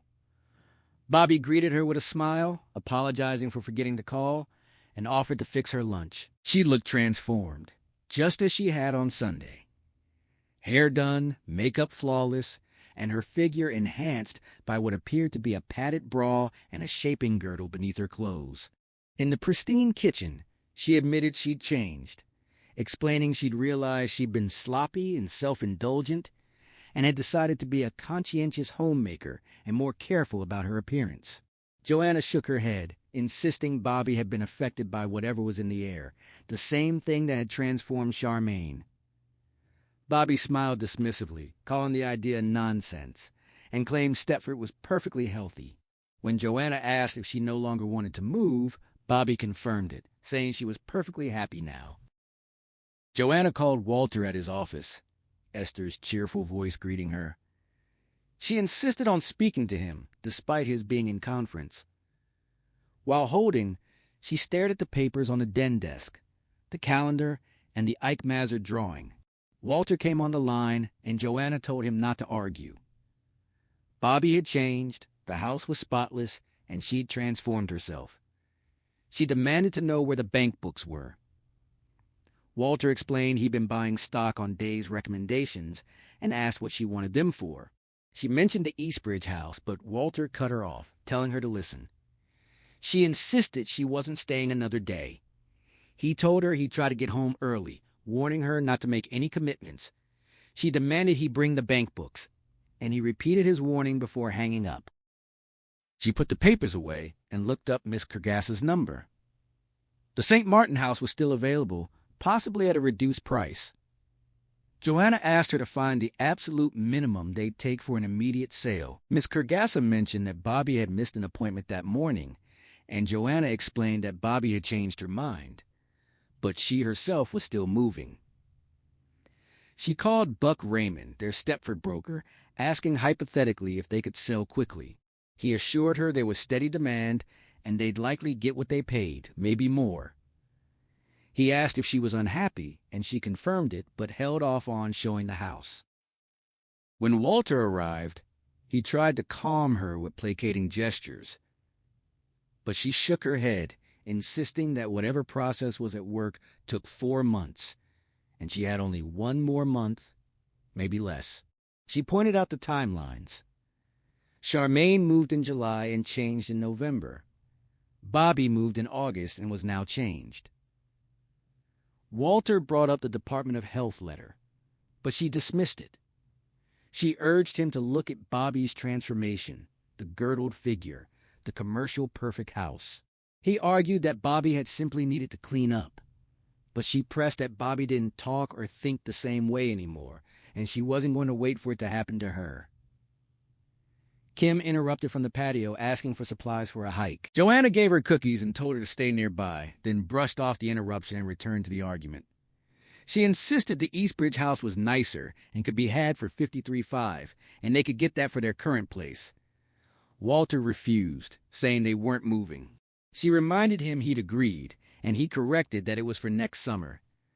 She said she wouldn't be herself by then.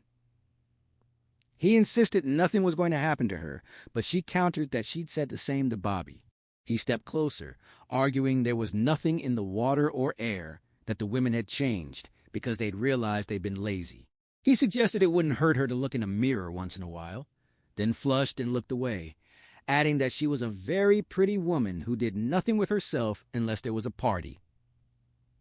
He turned to the stove, fiddling with a knob, and began to propose a compromise. She cut him off, asking directly if he wanted her to change into a gussied-up Hausfrau. He denied it. She pressed further, questioning if Stepford had been chosen deliberately, if someone had told him about the transformation. He insisted it was about good schools and low taxes, and argued that moving would impose unnecessary hardship on the family. He suggested she talk to Alan Hollingsworth, the psychiatrist, to confirm she wasn't delusional. She refused, pointing out his wife was one of them. He offered to let her choose anyone else, promising to look at the house and put a deposit down if she got a clean bill of mental health. She insisted she didn't need a psychiatrist, she needed to leave. He pressed that she owed it to everyone to be sure she was seeing clearly. She fell silent, then pointed out that Bobby and Charmaine had both changed when they were alone with their husbands, and asked if that was when it would happen to her on their planned weekend alone. He reminded her it had been her idea and accused her of talking irrationally before leaving the kitchen. She stood there, pressing a hand to her forehead, eyes closed, then lowered it and shook her head. She went to the refrigerator and took out food to prepare dinner. Later, she found Walter at the desk, writing on a yellow pad, a cigarette burning in the ashtray. He looked up and removed his glasses. She conceded she would speak to someone, but insisted it had to be a woman. He agreed, saying that was a good idea. She demanded he put a deposit on the house tomorrow. He agreed to the deposit unless something was radically wrong with the house. She assured him it was a good house, only 6 years old, with a favorable mortgage. He accepted.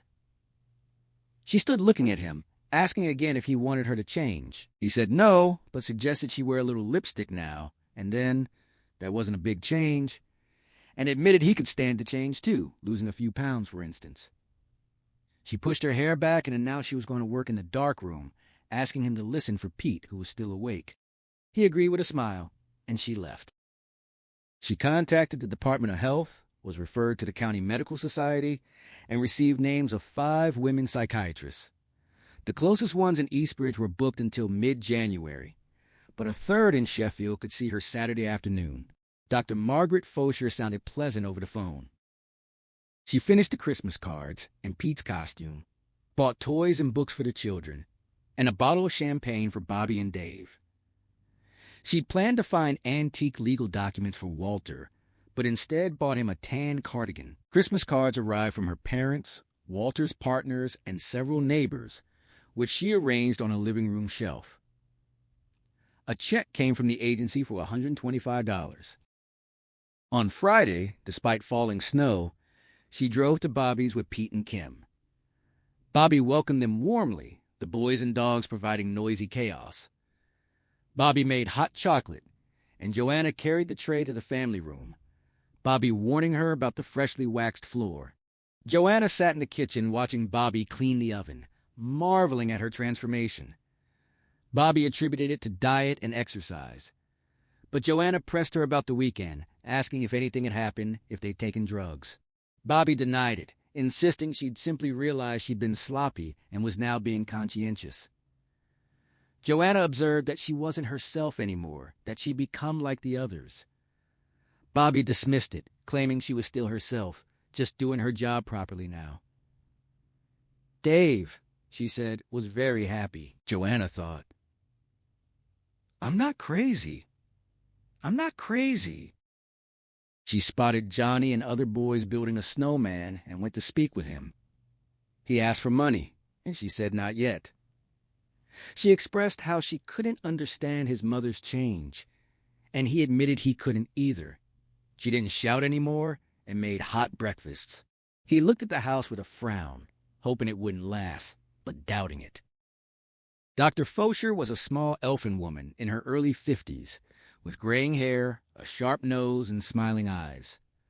Her office was cheerful, decorated with Chippendale furniture and Paul Klee prints. Joanna sat in a chair facing the desk and explained she was there at her husband's suggestion. She'd moved to Stepford in September and wanted to leave as soon as possible. They put a deposit on a house in Eastbridge only because she'd insisted. She told Dr. Fosher about the Stepford women and how Charmaine and Bobby had changed. The psychiatrist acknowledged she'd heard Stepford was insular and unsocial. Joanna mentioned the Texas city with the low crime rate, and Dr. Fosher confirmed it was lithium in the water. Joanna admitted she and Bobby had written to the Department of Health but had been dismissed. She thought Bobby was overanxious at the time. She confessed she'd begun to suspect the men were behind it. Her husband, Bobby's, Charmaine's, all of them. She described the men's association, the night she'd photographed the center, the chemical smell in the air, the shades being pulled down after the policeman stopped her. She pointed out the sophisticated industrial plants on Route 9, the men who worked there and belonged to the association, suggesting they could be concocting something the Department of Health wouldn't know about. Dr. Fosher asked about her background, her photography, her jobs, her family. She noted that moving was always traumatic, especially for a woman who didn't find housewifery fulfilling, and that the holidays magnified anxieties. She understood Joanna's unhappiness, but wondered if she'd be happy in Eastbridge or anywhere else at this particular time. Towns develop character gradually, she explained, and it was far more likely Stepford had done the same than that men had banded together to chemically brainwash the women. Even if they could tranquilize them, these women didn't sound tranquilized. They were hard-working within their limited interests, which would be quite a feat for even the most advanced chemists. Joanna acknowledged how it sounded, rubbing her temple. The therapist suggested that Joanna's fears might stem from a deeper, more common source, the suspicion many women understandably feel toward men, caught between old expectations and new ideas about liberation. She framed it as confusion about competing demands. Joanna rejected this interpretation immediately, frustrated that the doctor couldn't see what she had witnessed firsthand. She tried to convey the uncanny quality of Stepford's women, searching for words to describe their strange, hollow perfection. They weren't just like television actresses, she insisted. They were something else, something more troubling. A memory surfaced. A recent television program her children had been watching, featuring remarkably lifelike figures of the American presidents. She recalled how Abraham Lincoln had risen and spoken so convincingly, almost indistinguishable from a real person. The thought struck her with sudden force, and she went still, the connection forming even as she hesitated to voice it. The therapist, patient and calm, waited for her to continue. When the silence stretched, she gently steered the conversation toward a more practical suggestion, that Joanna consider therapy before uprooting her family. But Joanna's mind was elsewhere now, latched onto the memory. She blurted out the source of the program, Disneyland. The therapist nodded, mentioning that her own grandchildren had visited the attraction and described the same experience of meeting Lincoln. Joanna stared past her, through her, into the implications that were only now crystallizing. The therapist pressed forward, proposing that therapy might help Joanna untangle her feelings, find clarity, and then decide whether Eastbridge, the city, or even Stepford itself could become tolerable. She asked for a few days of consideration, emphasizing that she genuinely believed she could help. Joanna gave a small, numb nod. The therapist wrote a prescription, explaining it was a mild tranquilizer, something to steady her while she decided, adding, with a faint smile, that it wouldn't leave her obsessed with housework. Joanna took the slip mechanically. They agreed to follow up after the holidays, and Joanna shook her hand and left. She found the library bustling and made her way to the basement, following Miss Austrian's directions.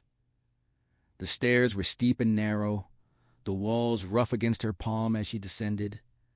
The lack of a railing making her cautious, she located the small, low-ceilinged room, fluorescent light stinging her eyes, and the smell of old paper thick in the air.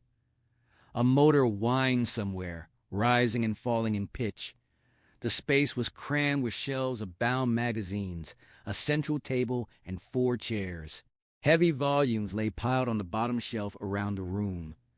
She set her bag down, draped her coat over a chair, and began her search.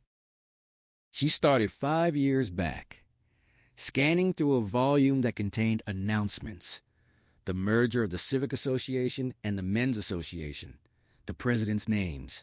She flipped through pages of local events, thefts, disputes, sports coverage, until a headline caught her attention.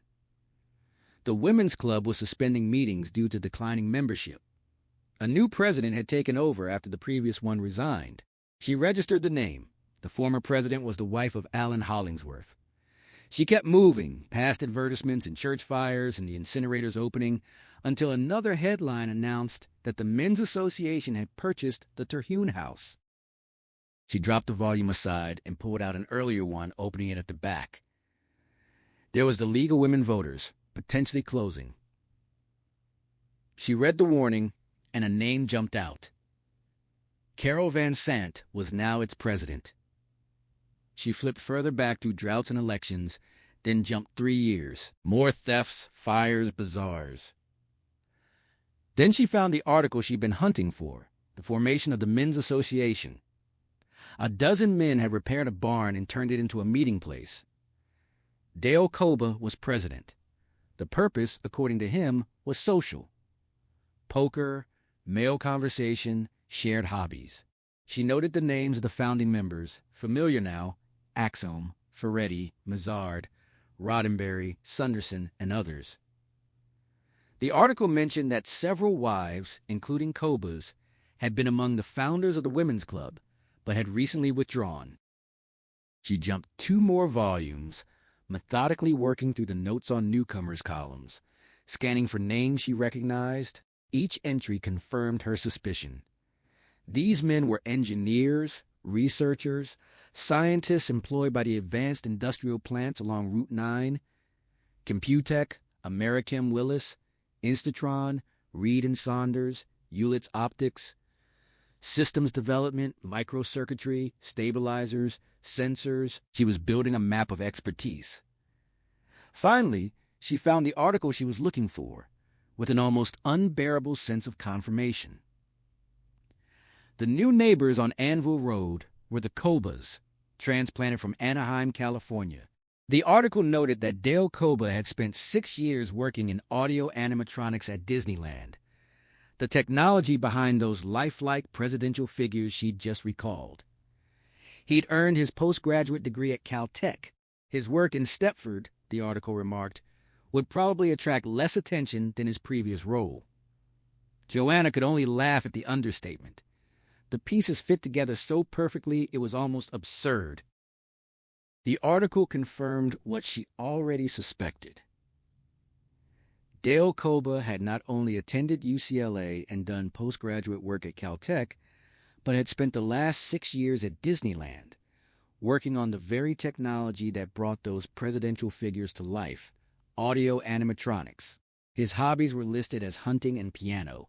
His wife was translating a Norwegian novel, and now he had joined the research and development department of Burnham Massey Microtech, where his work, the article noted with unintentional irony, would probably be less attention-getting. The phrase struck her as so absurd, so perfectly understated, that she couldn't contain herself. She laughed, a release of tension and vindication that built into uncontrollable giggles. It was all there in plain print. The architect of Disney's illusions now working in Stepford, a town full of unnervingly perfect wives. The laughter spilled out of her, unstoppable, as she stood staring at the neatly boxed column. Miss Austrian's voice from upstairs broke through, announcing the library was closing. Joanna called back as she was finished, still laughing as she wrestled the heavy volumes back onto the shelf, only roughly in order. She grabbed her coat and bag, switched off the lights, and climbed the stairs still giggling. Miss Austrian asked if she'd found what she needed, and Joanna assured her she had, thanking her with barely suppressed hilarity before stepping out into the evening. She crossed to the pharmacy, deciding she could use the tranquilizer the doctor had prescribed. The place was nearly closed and dimly lit, only the Cornells there.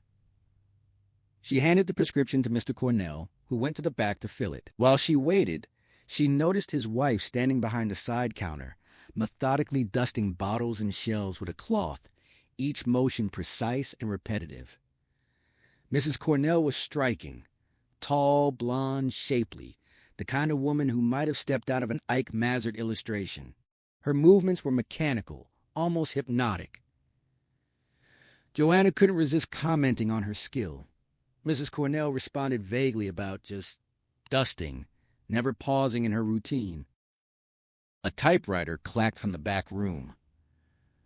Joanna tested her with the Gettysburg Address, but Mrs. Cornell only knew the opening line, admitting she didn't remember the rest. When Joanna asked about a nursery rhyme, she confirmed she knew that one. Joanna's mind made the connection, the pieces sliding into place. She took the filled prescription bottle, requested water to take a tablet immediately, and stood there trembling as she fumbled with the cotton and cap. Mr. Cornell brought her water, and she swallowed the pill quickly. She signed the charge slip, making a pointed comment about what a lucky man Mr. Cornell was to have such a beautiful, obedient wife. He acknowledged it, his gaze dropping. She left him with the observation that Stepford was full of lucky men, and stepped out into the Christmas-lit street. Car tires hissed through slush. The Men's Association house glowed on the hill, and holiday lights twinkled in windows further up. She breathed in the cold night air and crossed through a snowbank, heading down toward the nativity scene in the center. She stood before the floodlit figures of Mary, Joseph, and the infant, surrounded by their animal attendants. They looked realistic, she thought. Like something out of Disney. She spoke to them, asking if they talked too, but they just stood there smiling. The trembling had stopped. She walked back to her car, started it, and drove past the creche and up the hill. At home, Walter met her at the door, demanding to know where she'd been. She kicked the snow from her boots and told him she'd been at the library. He pressed her about why she hadn't called, worried about an accident, but she brushed it off. Inside, he asked about the therapist. She summarized the session, reporting that the doctor thought she needed therapy to sort out her feelings, that she was torn by conflicting demands. He found that advice reasonable, and asked what she thought. She let her coat drop over her handbag, rubbed her cold hands together, and studied him as if seeing him clearly for the first time. He was watching her intently, his face fuller than she remembered, stubble shadowing his jaw. She thought about how he'd aged. Then she told him flatly that she thought the advice was wrong, a serious mistake. She announced she was taking the children into the city, to friends or a hotel, and would have someone, another lawyer, contact him later. He stared in disbelief, asking what she meant. She said she'd been reading old newspapers, that she knew what Dale Kober used to do and what he was doing now, along with the other men from Computech and Instatron. He stared back at her, blinking, as if genuinely confused. He claimed not to know what she was talking about. She dismissed him with a sharp retort and walked away, down the hall and into the kitchen, switching on lights as she went. The family room beyond the kitchen window was dark. When she turned, he was standing in the doorway, still insisting he had no idea what she meant. She brushed past him, telling him to stop lying, that he'd been lying to her ever since she'd taken her first photograph in town. She spun and started up the stairs, calling for the children. He told her they weren't there. When she looked down at him from the stairs, he explained that since she hadn't come home, He thought it best to send them to friends for the night, just in case something was wrong. She demanded to know where they were. He said they were fine with friends. She pressed for specifics, but he avoided naming them, only repeating that the children were safe. She turned to face him fully, gripping the banister, and the implication hung between them. Was this their planned weekend alone? He suggested she should lie down, told her she wasn't making sense. He brought up Koba, asking how he fit into any of this, and questioned her accusation about his lying. She ignored his attempts to deflect, instead asking if he'd rushed the order. Was that why everyone had been so busy all week? She mocked the Christmas toys project, asking if he'd been trying it on for size. He started to protest again, but she cut him off, calling him a dummy, a robot. She praised his performance as a lawyer surprised by new allegations, then demanded to know the cost. What was the price for a submissive wife with no demands? Were the original women disposed of, she wanted to know, in an incinerator or the town pond? He stood there, hands braced against the wall and banister, and told her to go upstairs and rest. She said she was going out. He refused, saying she couldn't leave while talking like this. She descended a step, insisting she wasn't going to stay and be turned into something else. He stood firm, repeating that she wasn't going out, that she should rest, and they'd talk sensibly later. She looked at him, then at her coat by the front door, and turned and fled up the stairs.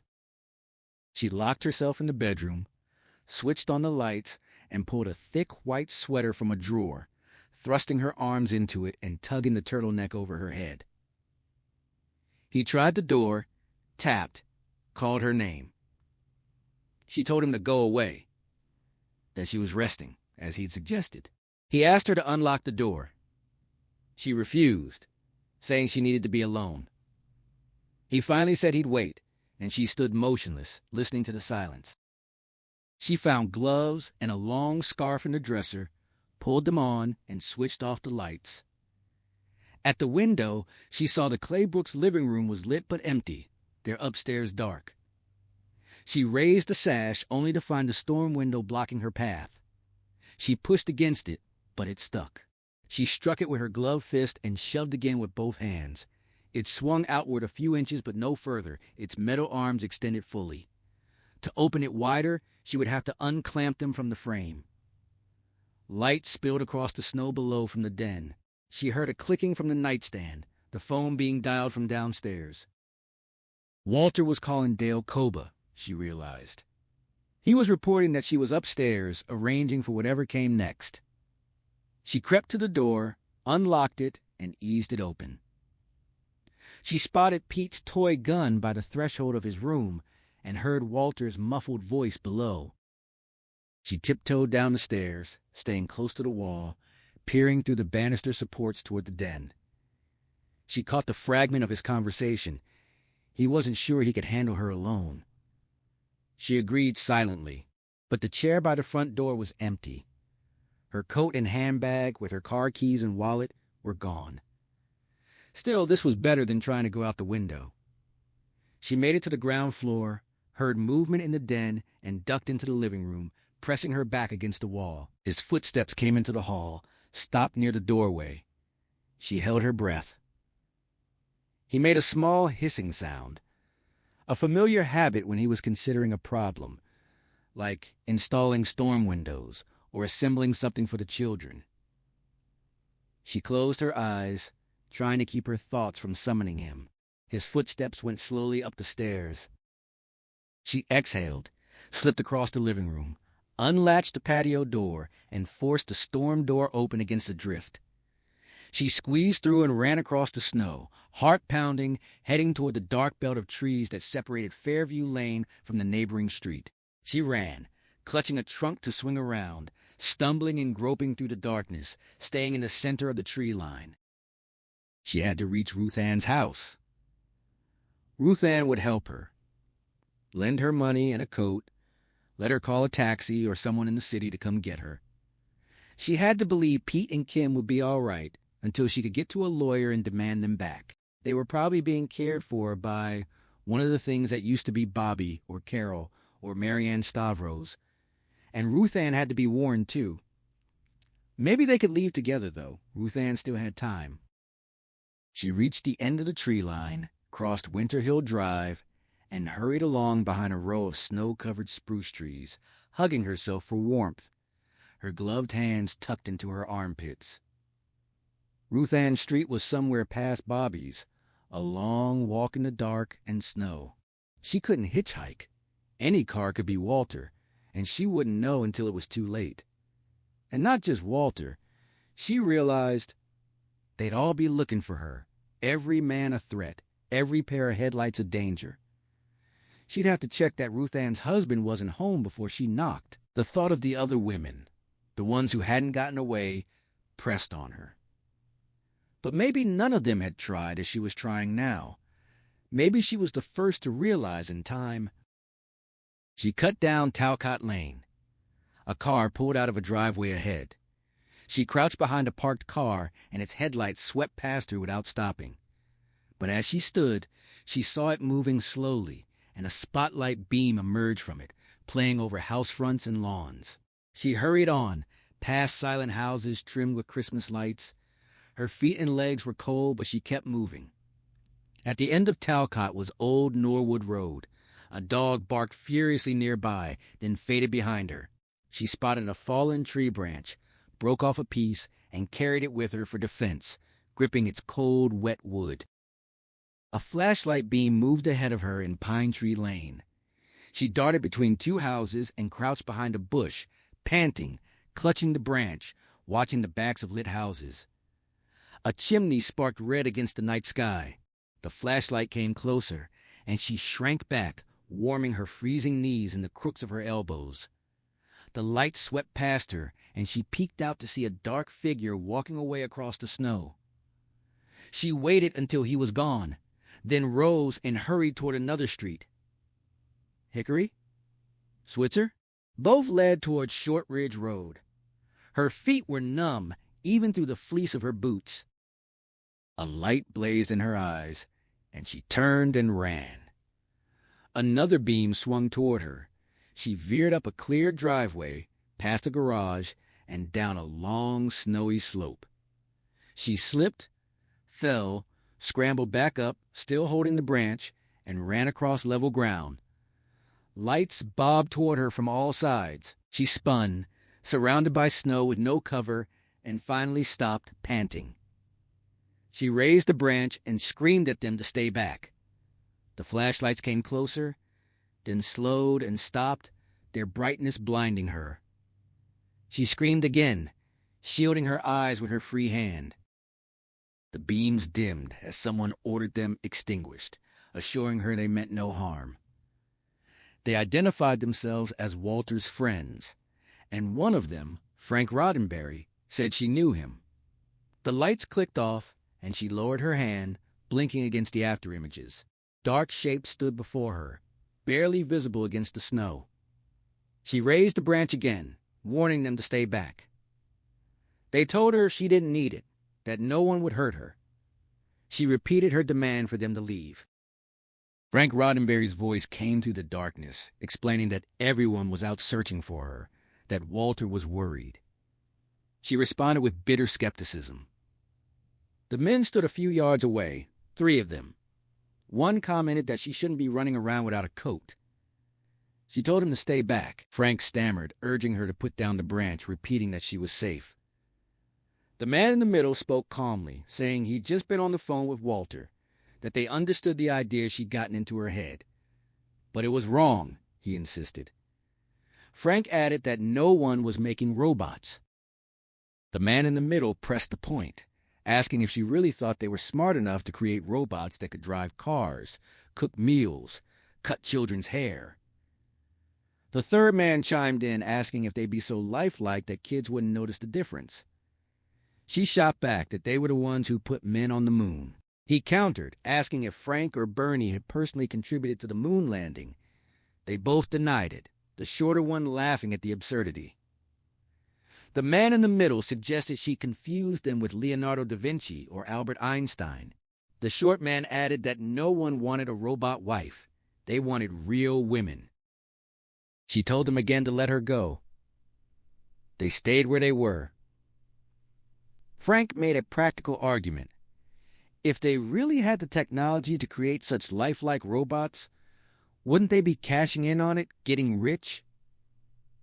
The man in the middle agreed, pointing out the commercial potential. She shot back that maybe this was just the beginning, that they were still in the early stages. He laughed wearily, saying she had an answer for everything and should have been the lawyer instead of Walter. Frank and Bernie chuckled. Frank tried again, asking her to lower the branch, but she refused, demanding they let her pass. The man in the middle explained they couldn't do that. She'd catch pneumonia or get hit by a car. She told him she was heading to a friend's house and would be safely indoors soon, frustration and exhaustion creeping into her voice as she lowered the branch to rub her aching arm, then her eyes and forehead. She was shivering violently. He asked if she'd let them prove she was wrong, and then they'd take her home and get her whatever help she needed. She questioned what he meant by prove. He proposed taking her to the Men's Association house so she could search it thoroughly. She refused immediately. He pressed, explaining she could check every corner, that no one would object given the circumstances. She'd see there was no robot factory. He described what was actually there. A bar, a card room, a projector for X-rated movies, and slot machines. She said she wouldn't set foot inside without an armed guard of women soldiers. Frank offered to clear the place out, leaving it entirely to her. She still refused. The man in the middle's tone shifted, warning that while they were trying to be gentle, there was a limit to how long they'd stand there negotiating. The short man interrupted with an idea. What if one of the women Joanna believed to be a robot were to cut her finger and bleed? Would that convince her she was real? Or would she insist they built robots with blood under the skin? The man in the middle and Frank objected, but Bernie insisted she answer. Joanna nodded slowly, admitting that if the woman bled, she would think she was real. Bernie pressed forward, proposing they go to Bobby. She was nearby, and this would avoid a trip to the Men's Association. Frank conceded it might work, that they could speak to Bobby. Joanna said flatly that Bobby wouldn't bleed. The man in the middle insisted she would, and promised that when she did, Joanna would accept she was wrong and let them take her home without argument. She agreed. If Bobby bled, she'd go. They arranged the approach. Frank would go ahead and explain to Bobby. The man in the middle would leave his flashlight and coat for her. She could follow at whatever distance made her comfortable, keeping the light on them so they knew she was still there. His coat was warm and smelled richly of animals, of life itself, as she shrugged it on, her teeth chattering. Walking slowly through the snow, her feet aching, she realized she was wrong. She was cold, exhausted, hungry, and torn in a dozen directions. She had been wrong about everything. If these men meant her harm, they could have killed her already. A branch wouldn't have stopped 3 of them. She let the branch fall. Her frozen fingers flexed uselessly as she tucked her hand into her armpit and gripped the flashlight as steadily as she could. Bobby would bleed. It had to be coincidence that Koba had worked on robots at Disneyland, that XIII played at being Henry Higgins, that Mazar drew flattering sketches. She had spiraled into madness. That was the truth. Bobby would bleed, and she would go home, get warm, and call Dr. Fancher on Monday. She would lie on that leather couch and maybe cry a little and try to be happy. She hurried to catch up with the men waiting at the corner of Fox Hollow Lane. Frank stood in Bobby's bright doorway. He reported that Bobby had agreed. If it would make Joanna feel better, she was glad to do it.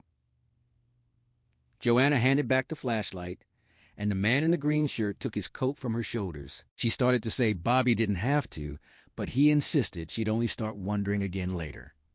Frank ushered her inside. The warmth of the house enveloped her. Loud rock music pulsed from upstairs as she walked down the hall, flexing her aching hands. Bobby waited in the kitchen, wearing red slacks and a daisy apron. She looked beautiful, radiantly human. Joanna admitted she was sorry to be in such a state. Bobby was sympathetic and offered to cut her finger. If it would ease Joanna's mind, she didn't mind at all. She moved smoothly to a drawer and opened it, retrieving a large, pointed knife. Joanna hesitated, her dread sharpening. She asked Bobby if she was really Bobby, and Bobby confirmed it, beckoning her closer to the sink so she could see. The music thundered louder. Joanna asked what was happening upstairs, but Bobby said she didn't know. Dave had the boys up there. Joanna warned that the knife was too big, that she'd cut off her whole hand. Bobby promised to be careful, smiling, urging her to come. Joanna's mind raced. The music was to cover screams. She wasn't going to cut her finger. She was going to... She thought of Dr. Fancher, of her certainty that Bobby would kill her. Then she stepped forward, because Bobby looked so real. Skin, eyes, hair, hands, the rise and fall of her apron, that she simply couldn't be anything else. She had to believe it. Outside, the men waited in the cold. Frank shifted restlessly to the beat of the music. Bernie asked what was taking so long. The man in the green shirt went inside to call Walter, and Frank called after him to grab Dave's car keys. Joanna explained that housework was enough for her now. She admitted she'd once felt compelled to pursue outside interests, but she'd found a greater ease with herself since letting that go. She was happier, and her family was too. That was what mattered, wasn't it?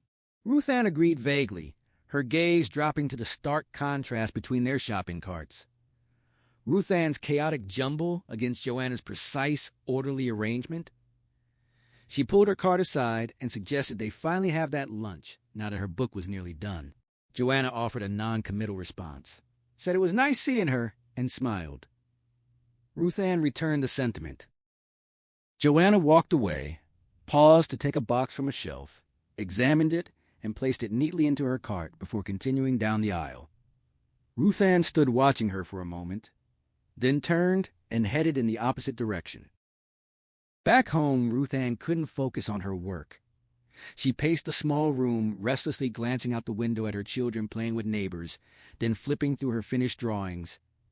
They didn't seem as clever or skillful as she'd once believed. When she finally managed to start a new illustration, it was nearly 5 o'clock. She went down to the den. Royal was reading, his feet up on the hassock, the frame of his glasses mended with tape. He asked if she was done. She said she barely started, frustrated. He asked why. She admitted something had been bothering her, though she couldn't name it. She asked if he'd take the children to a restaurant for supper. She wanted to stay with the work while she had momentum. He agreed, reaching for his pipe. She added that she needed to finish, otherwise she wouldn't be able to enjoy the coming weekend. He set his book aside and began cleaning his pipe. She hesitated at the door, asking if he was sure he didn't mind. He assured her he didn't, smiling as he worked the pipe tool back and forth. The end. Thank you for spending this time in Stepford. Stories like this don't end when the final page closes. They linger quietly, asking uncomfortable questions long after the silence returns. When Ira Levin began writing the Stepford Wives, he was responding to the anxieties of the early 1970s, when conversations about identity, gender roles, and social expectations were reshaping everyday life. He reportedly first imagined the idea as a stage play before realizing the story needed the broader canvas of a novel. Like so much of Levin's work, the horror never comes from monsters in the shadows. It comes from ordinary places that suddenly no longer feel safe. That same gift can be found in Rosemary's Baby the Boys from Brazil and A Kiss Before Dying, where paranoia quietly slips into everyday life until it becomes impossible to escape. Perhaps that's why the Stepford Wives has remained so powerful. Beneath its mystery lies a question that every generation seems destined to ask again. What part of ourselves are we willing to surrender just to belong? The novel's title has become part of everyday language, a reminder that its warning reached far beyond fiction. Its journey to the screen was just as fascinating. Producer Edgar J. Schierick brought the project to life, with William Goldman writing the original screenplay and Brian Forbes directing the 1975 adaptation, starring Catherine Ross, Paula Prentice, Peter Masterson, Tina Louise, and Nanette Newman. The film embraced bright suburban daylight instead of gothic darkness, while Owen Roizman's cinematography and Michael Small's unsettling score helped transform familiar neighborhoods into places of quiet dread. The film stayed remarkably close to Levin's central premise, but it also made several notable changes. Brian Forbes substantially rewrote William Goldman's screenplay, emphasizing social satire and making the wives' robotic nature more explicit than the novel did. Those creative decisions sparked lasting disagreements. Levin himself admired the novel far more than the finished film, feeling that some of its essential ideas had been softened or misunderstood. Behind the camera, the production had its own share of surprises. Finding the right actress for Joanna proved unexpectedly difficult before Catherine Ross ultimately accepted the role. Joanna Cassidy was originally cast as Bobby before being replaced by Paula Prentice during production. Creative tensions between Brian Forbes and William Goldman became well known, particularly over script revisions and casting choices. Even after release, the film inspired passionate reactions, with protests from some feminist groups who feared its message had been misunderstood, controversy that only strengthened its place in cinema history. Decades later, the story returned in Frank Oz's 2004 adaptation, starring Nicole Kidman, Matthew Broderick, Bette Midler, Christopher Walken, and Glenn Close. While visually polished, it shifted toward dark comedy and altered much of the novel's unsettling tone, making it a far looser interpretation than Brian Forbes' version. If this retelling left you unsettled, the original novel is still the most haunting way to experience Stepford. Levin's quiet, restrained prose allows your own imagination to create horrors that no screen can fully capture. If you enjoyed sharing this journey, I truly appreciate your support. Leave a comment with your own interpretation, or even a different one entirely.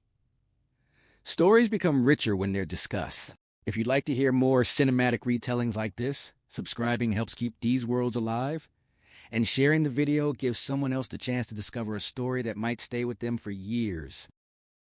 Until our next journey, keep wondering about the places that seem a little too perfect. Because sometimes the quietest streets hide the darkest truths, and the most unforgettable stories are the ones that continue long after the lights go out.